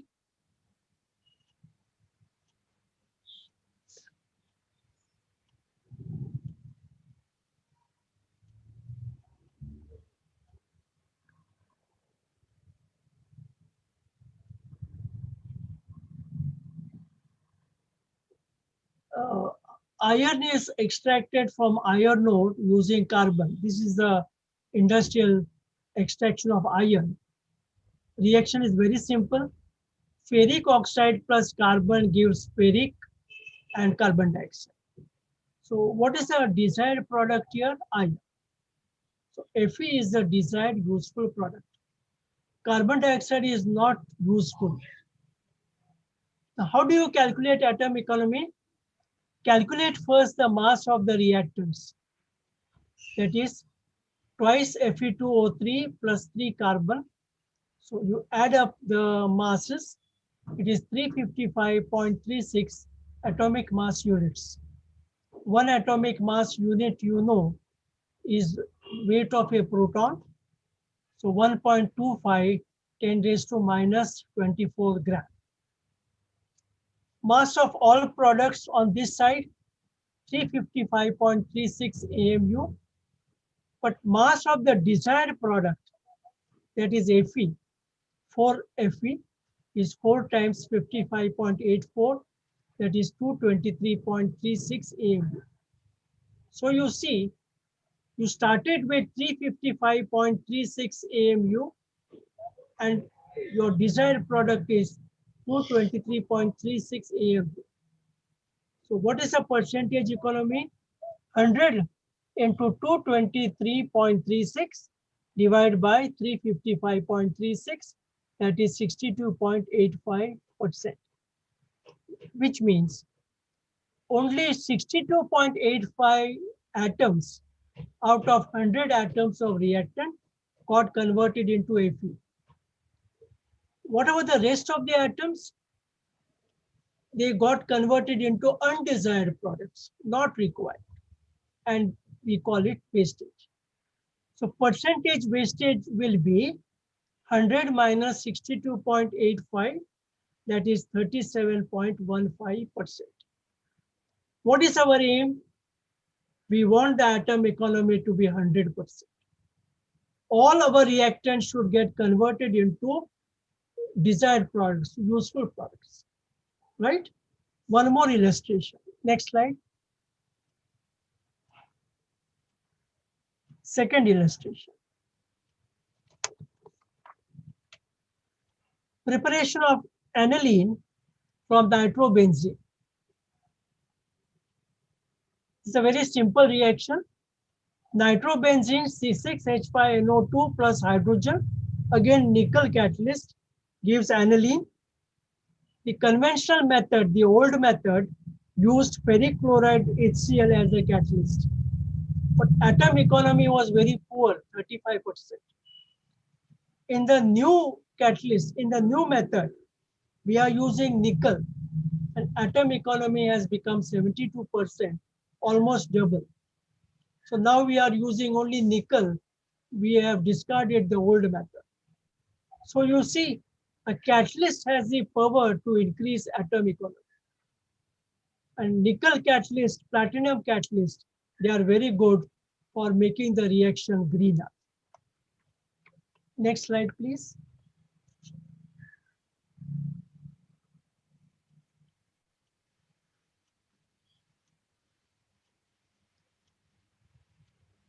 The preparation of nylon, that is that synthetic material, uses adipic acid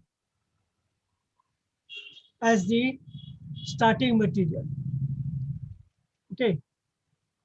Now the conventional method, the old method, required 3 steps, whereas the new method, which we call green method, requires only 1 step. So which is greener? The new method. In the old method, starting material was benzene. Okay. Whereas in the new method, it is cyclohexene. You can see the formula of cyclohexene there. In the old method, the oxidizing agent was nitric acid, which is environmentally harmful because it gives out nitrous oxide, N2O, which damages the atmosphere. Whereas in the green method, oxidant is 30% H2O2. H2O2 can easily decompose to give water and oxygen. The catalyst in the old method was nickel on aluminum oxide.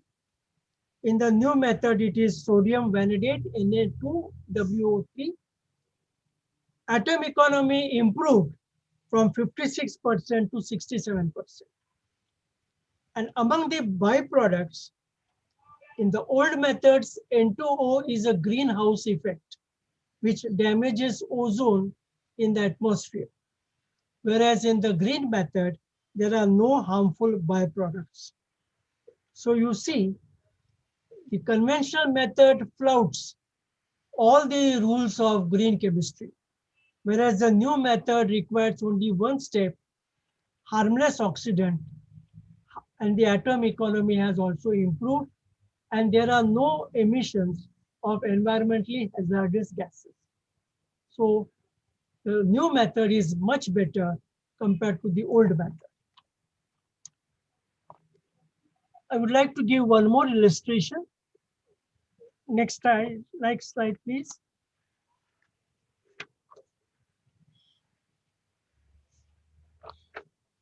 And this is from pharmaceutical industry, preparation of ibuprofen, which is a analgesic drug, just like your anisine, aspro, crocin.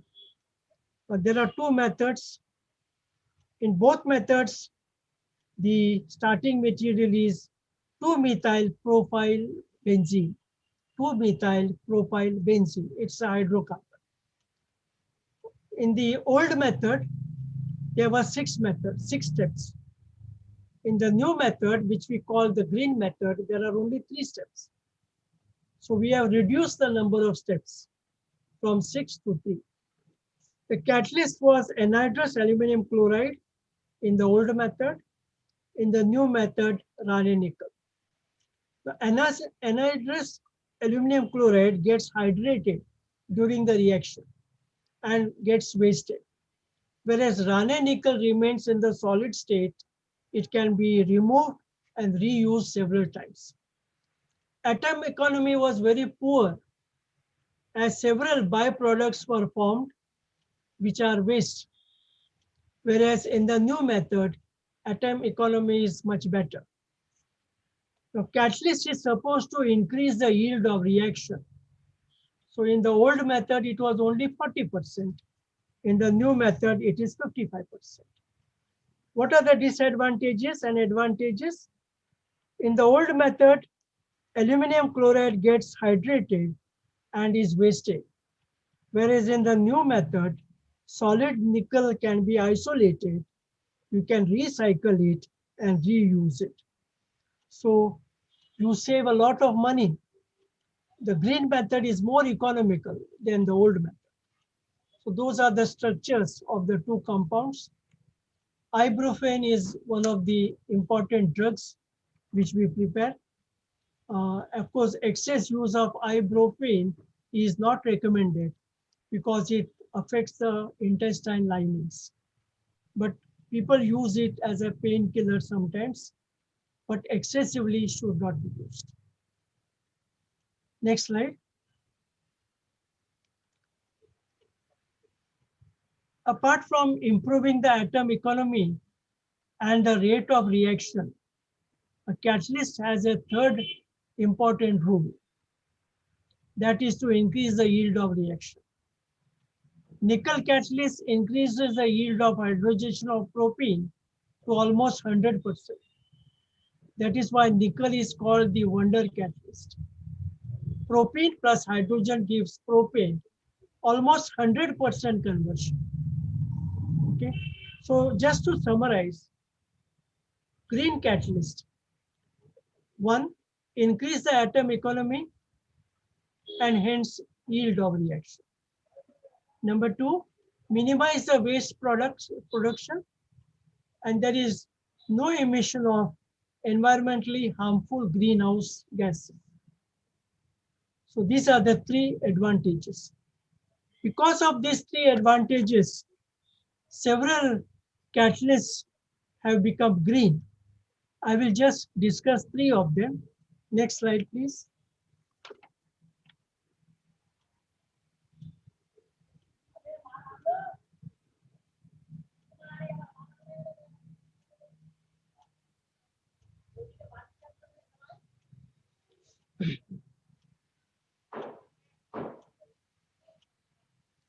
First is biocatalyst, or sometimes we say enzyme catalyst. Here the catalysts are enzymes.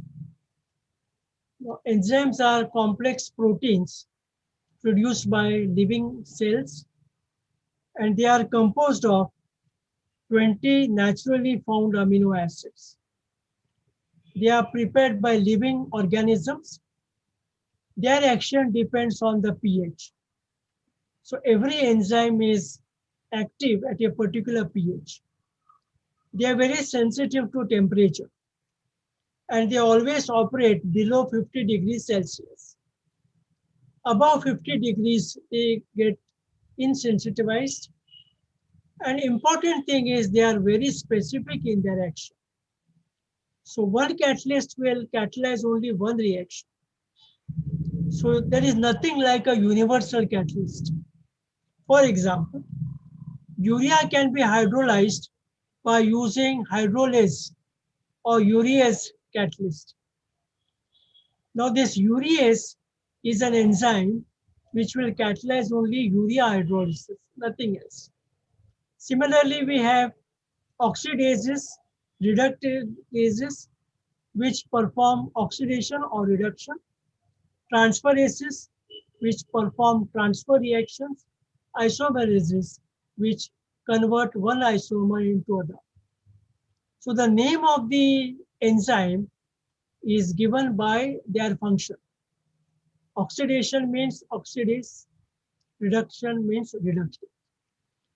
Now in medicine, we use enzymes in a very large way. Why do we use enzymes? First is high stereoselectivity. They can synthesize one isomer without synthesizing the other one. They can synthesize, say, the R isomer without touching the S isomer. Professor Suvarna Kulkarni mentioned the thalidomide tragedy of the UK, which was due to a racemic mixture of the two isomers of thalidomide. Now, thalidomide has two enantiomers, R enantiomer, which is a good drug against nausea, and S isomer, which causes damage to the fetus in childbirth. So we require R isomer only. The S isomer should not be synthesized. Now, when this tragedy took place in UK, the pregnant ladies were given thalidomide drug containing both isomers. So the children born had defects, no legs, no hands, and it was a big tragedy. So enzymes are good for selective synthesis of one isomer, and that is why they are used very often. Now, enzymes can be reused several times, and they have a specific action. They can catalyze only one reaction, not the others. And therefore, enzyme catalysts are used very often, especially in the drug industry. Even in our human body, enzyme catalyze many reactions, like movement of our limbs, digestion of food, so on and so forth. And in our own body, we manufacture several enzymes as per the needs of the human body. So this is biocatalyst because they are bio in origin. Next slide.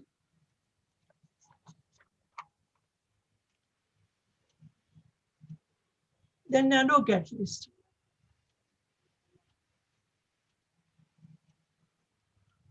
Nanocatalysts are those which are in nano form. The size is typically 10⁻⁹ meter. They have a large surface to volume ratio, as was mentioned by Dr. Deepa, and therefore they are used in the finely divided form. For example, titanium dioxide nanoparticles are used as green catalyst in harnessing of solar energy. Nano titanium dioxide is a good catalyst for oxidation of organic carbonaceous substances to carbon dioxide. Now, this is particularly useful for treatment of the effluents, either domestic effluents or dairy effluents, wherein there is a lot of carbonaceous material and it has to be converted into carbon dioxide. So you can catalyze the reaction by using nanotitanium dioxide. Nanocrystalline MgO is a good catalyst for hydrogenation reactions. And all because they have a huge surface as compared to volume. Then phase transfer catalysts, PTCs. They are organic compounds which are soluble in organic solvents. But their reagents like potassium cyanide, sodium hydroxide are not soluble in organic solvents, but soluble in water. Now we have to bring these two together, organic compounds and reagents. How to do that? We use a phase transfer catalyst. A phase transfer catalyst can be used to transfer the inorganic reagent into the organic phase so that reaction can occur. So we are trying to take the potassium cyanide or the sodium cyanide into the organic phase so that the reaction can occur. Usually, PTCs are of two types, quaternary ammonium salts or QAS. Good example is sodium stearate, C17H35COONA. This is an anionic surfactant. What is a surfactant? It is just like your detergent, your surf or Ariel. It is surface active. And usually it contains two parts, a hydrophobic tail, in this case C17H35COO, that is the hydrophobic tail, and hydrophilic head, that is Na. Now I'll give another example. Cetyl trimethyl ammonium bromide, that is CH3, CH2 15 times, and CH3 thrice bromide, which is another surfactant. Now, when you use such surfactants, what happens? Suppose you are taking benzyl chloride and want to convert it to benzene cyanide. So you add to that aqueous cation and add to that cetyl trimethyl ammonium bromide. So add the surfactant to that. Now the conversion will take place and the cyanide group will go to benzyl chloride and replace chloride. That was only possible because of the surfactant which we are using. So what does a surfactant do? It takes the inorganic reagent and gives it to the organic reagent so that the reaction can take place. And quaternary ammonium salts are now used in a very big way. Even in our chemical kinetic study, if some substance doesn't dissolve in the organic phase, we add some surfactant, so immediately it will dissolve. So they are very good for dissolving insoluble substances. Another example of the surfactant is, next slide, crown ethers. You have heard about crown ethers.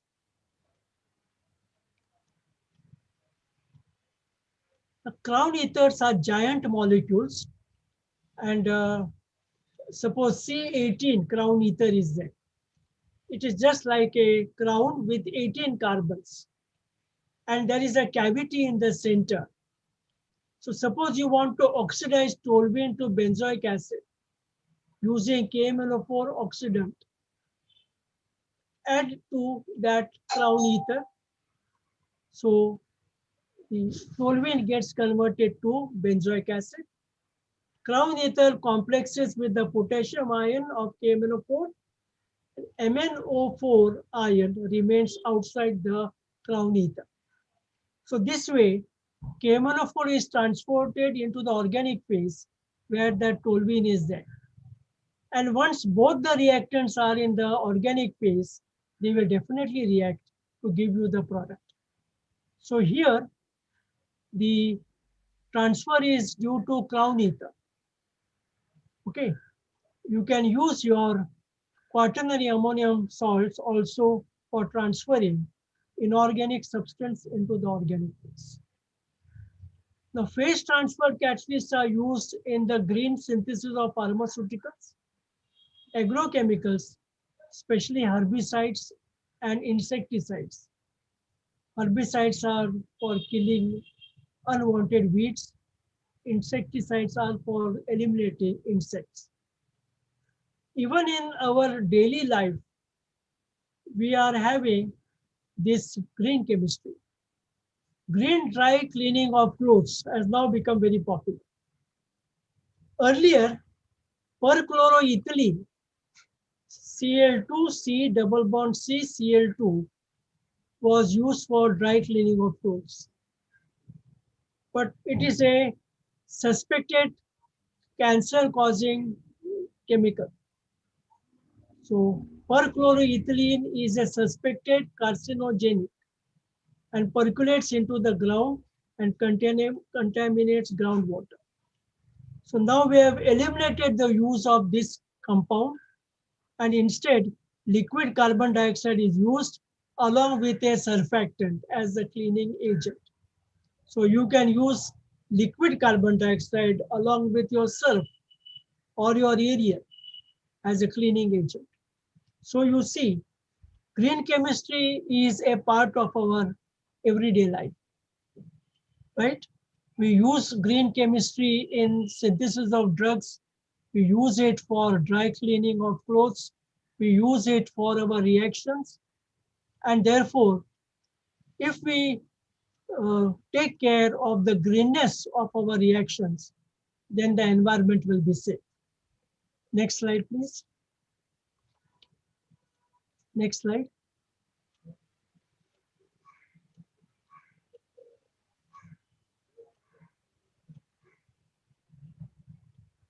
Now, let me conclude what I've said. Green chemistry or sustainable chemistry aims at the design of products which minimize the use and generation of environmentally hazardous substances. This includes gases which are released into the atmosphere. Catalysts improve the atom economy so that yield of reaction improves, and hence catalysts should be preferred. Green chemistry should be included in a big way in our curriculum to understand the 12 principles of green chemistry and modify the existing chemical processes so that they become environmentally friendly. And I would say green chemistry should be initiated right at our school level, that is the K to 12 level, so that students learn how chemistry is evolving to become more eco-friendly. People say that chemistry has polluted the whole world. They say that you are all dirty fellows. You are emitting so many gases. But chemistry alone will be able to make the earth safer and to make the processes environment friendly. Because chemists have the tool to change the processes, to bring better catalysts, and to make the world a better place to live in. Last slide. Some references which you can refer to. First book is by Asim K. Das, Environmental and Green Chemistry. Then Green Chemistry by Ebbing and Wrighton. This is a wonderful book. Lot of pictures are there, lot of illustrations are there. And I would request all our students to go through this book. The Environmental Pollution Analysis by Professor S.M. Khopkar of IIT Bombay. And very recently, A textbook of nanoscience and nanotechnology has come by B.S. Murthy and his colleagues from IIM Hyderabad. So some books are there. Of course, the original papers of Paul Anastas and John Werner also you should refer how they enunciated the 12 principles of green chemistry and how they have brought about a revolution in chemistry. So with this, I would like to thank you for your very patient listening. Thanks a lot.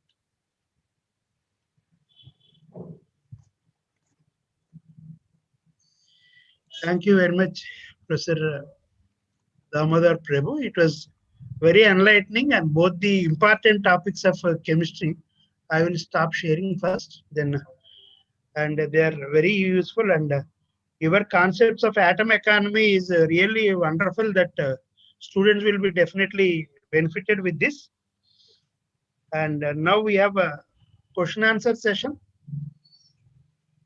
from both the colleges. If you have any questions, you can ask your students to talk. Abhayji or Shashankarji? Yes, sir. My college students will be asking the questions. Okay. They should tell their name, college name, and then ask the question. Okay. Please. Shashankarji, after this, your college students can ask. Sir, what is threshold energy and how to affect and rate of reaction?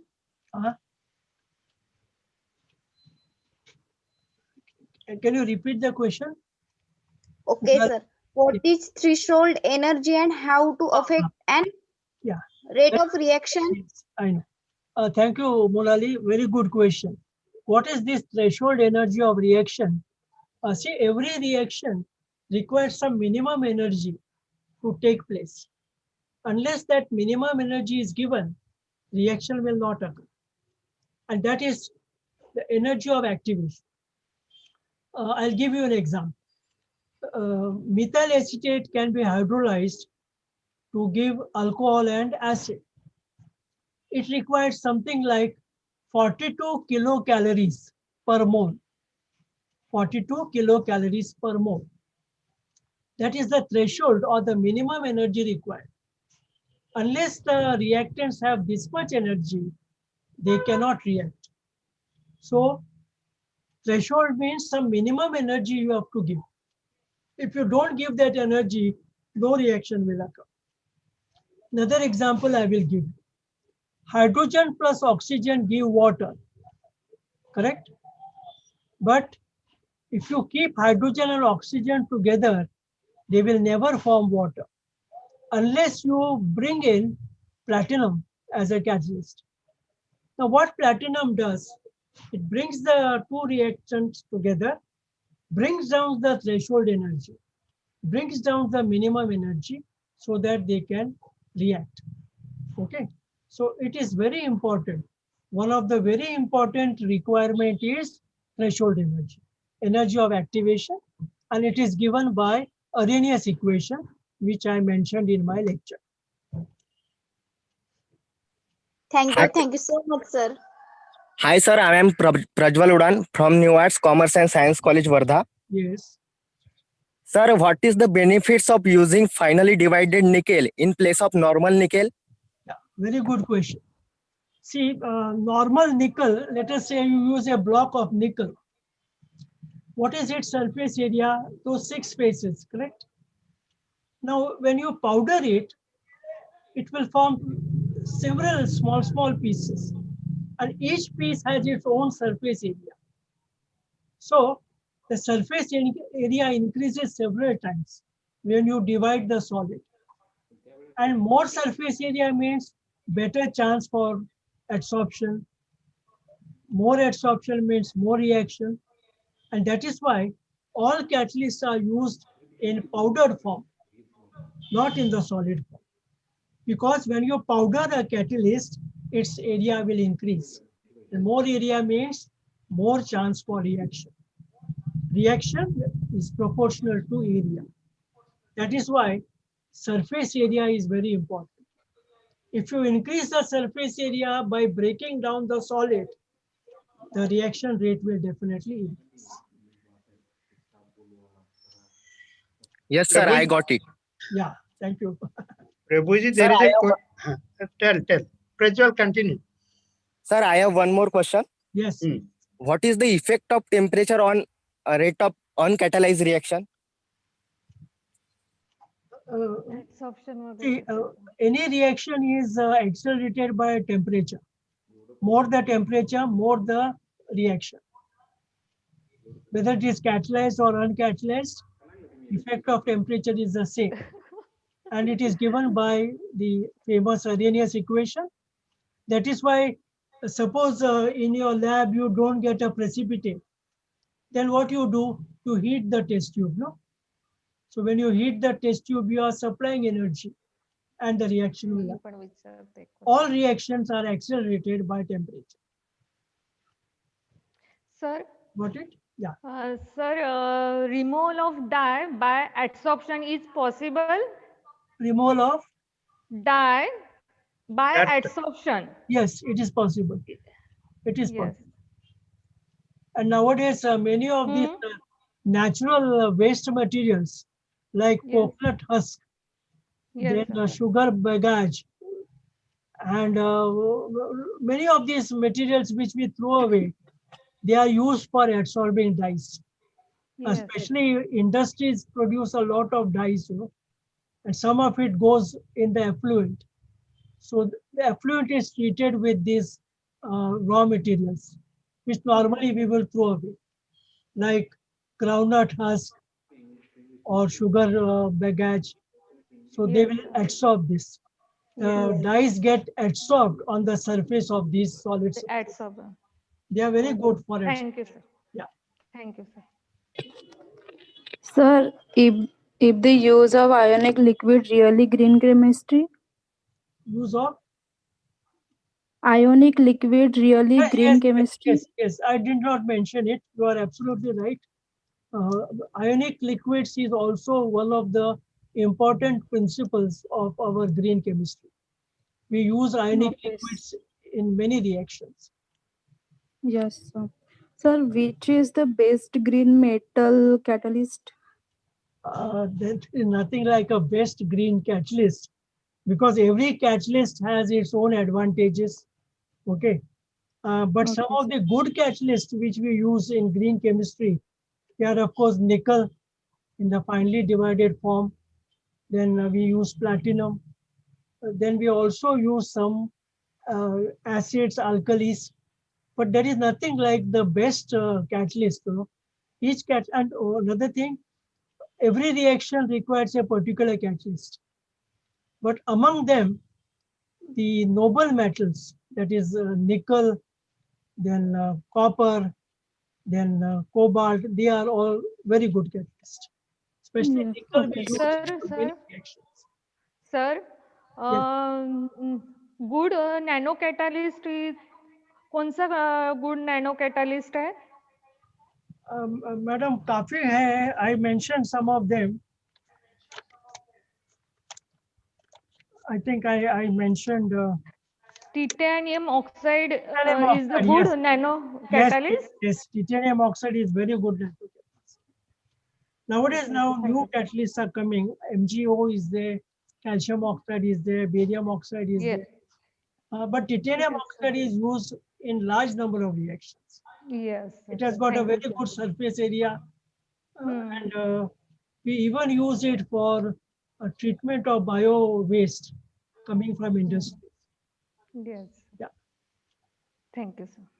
Sir, which natural material should be used for removal of phosphate from wastewater? Natural material? Yes, sir. You can use any of these naturally occurring waste materials, which I mentioned. Any solid material which have got a good surface. And preferably you use materials which normally we will throw away, what we call renewable stocks, you know. Okay. Okay, sir. Because many industries prepare a lot of waste, you know, which otherwise we will throw away. but we can use it for removing the dyes.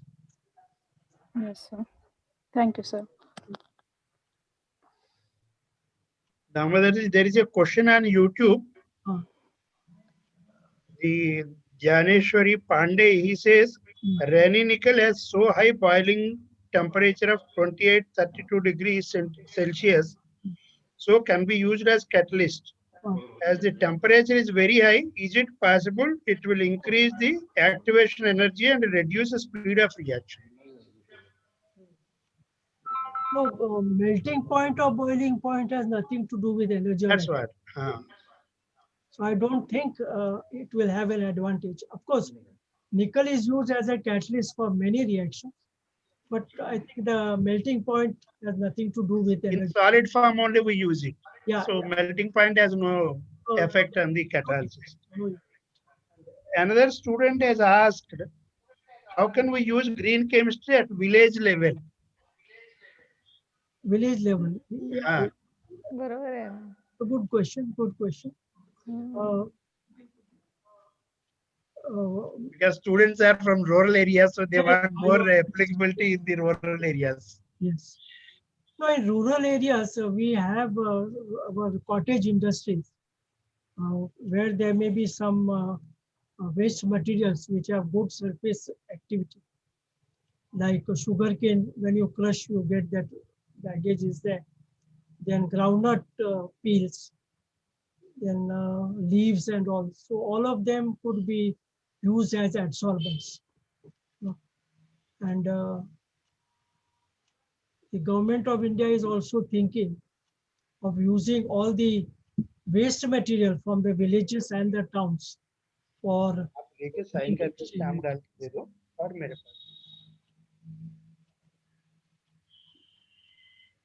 Thank you, Professor Prabhu. I think there is exhaustive questions, and because the topic is of very relevance, and even these are the topics of the graduate level. Yes. So our students are more interested in that. Yes. Very lucid presentation and very useful for the students. So we thank you very much for sparing your time. Now I request Dr. Ashish Sasankar, Principal of the NSESC Vardha, to propose a vote of thanks. Thank you, sir. Thank you very much. Respected Shiv Swarup, sir, Regional Director, IGNOU Regional Center, Nagpur. Dr. Abhay Sarunke, sir, SGMAS College, Kurkheda. Dr. Subhajit Haldar, sir, Islop College, Nagpur. Our most valued invited guest, Professor Suvarna Kulkarni, sir, from IIT Mumbai. Professor Deepa Khushlani, from Tata Institute of Fundamental Research, Mumbai, and Professor Damodhar Prabhu from Vincent College, Mumbai, and all delegates. It's my privilege to have been asked to propose a vote of thanks on this occasion. I, Dr. Ashish Sasankar, Principal NSESC Vardha, on behalf of organizing team of this seminar, let me call it Fraternity of Modern Chemistry here together, and on my behalf extend a very hearty vote of thanks to all speakers for gracing your important work and sharing with us findings and opinion today. A big thank you to Professor Suvarna Kulkarni, sir, for his effort towards stereochemistry, specially focused on chirality and symmetry, cis and trans isomerism, and sequence rule. Thank you, sir, for explaining a topic in a very simple way. From this topic, we have taken some learning outcome, that is, recognize the element of symmetry present in a molecule or object and determine if it is chiral. Differentiate between various type of stereoisomerism. Determine R and S configuration. Represent 3D molecules using appropriate 2D representation. Thank you very much, sir. I must mention a deep sense of appreciation for Professor Deepa Khushlani, ma'am, for her explanation of importance of nanomaterial, nanoparticle, their properties, 2D nanomaterial, and etc. Thank you, madam, for creating a great interest in nanotechnology area. Further, we are grateful to Professor Damodar Prabhu sir for demonstrating his basics of catalysis and green chemistry, specially mention about 3R principles, classification, role of catalysis in sustainable energy with illustration. The conclusion has been given by Damodar sir that sustainable chemistry aim at design of product which minimize the use of generation of environmentally hazardous substance. Catalyst improve atom economy and yield of reaction, hence should be preferred.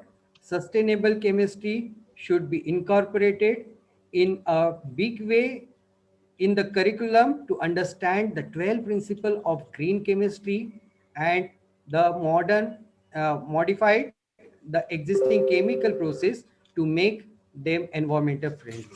Thank you, sir. Thank you very much for explaining. I'll assure that the student will remember all the concept of catalysis and green chemistry. Thank you very much, sir. Finally, I would like to take this opportunity to place on record a hearty thanks to Swarup sir for organizing such a wonderful webinar for our student. I want to thank to entire team also for support and guidance. I also extend my thanks to principal, IQAC coordinators, IGNU members, faculty members, delegates, and students for their enormous support, cooperation in this organization of this event. Thank you, sir. Thank you very much. Thank you very much. Thank you once again. So nice.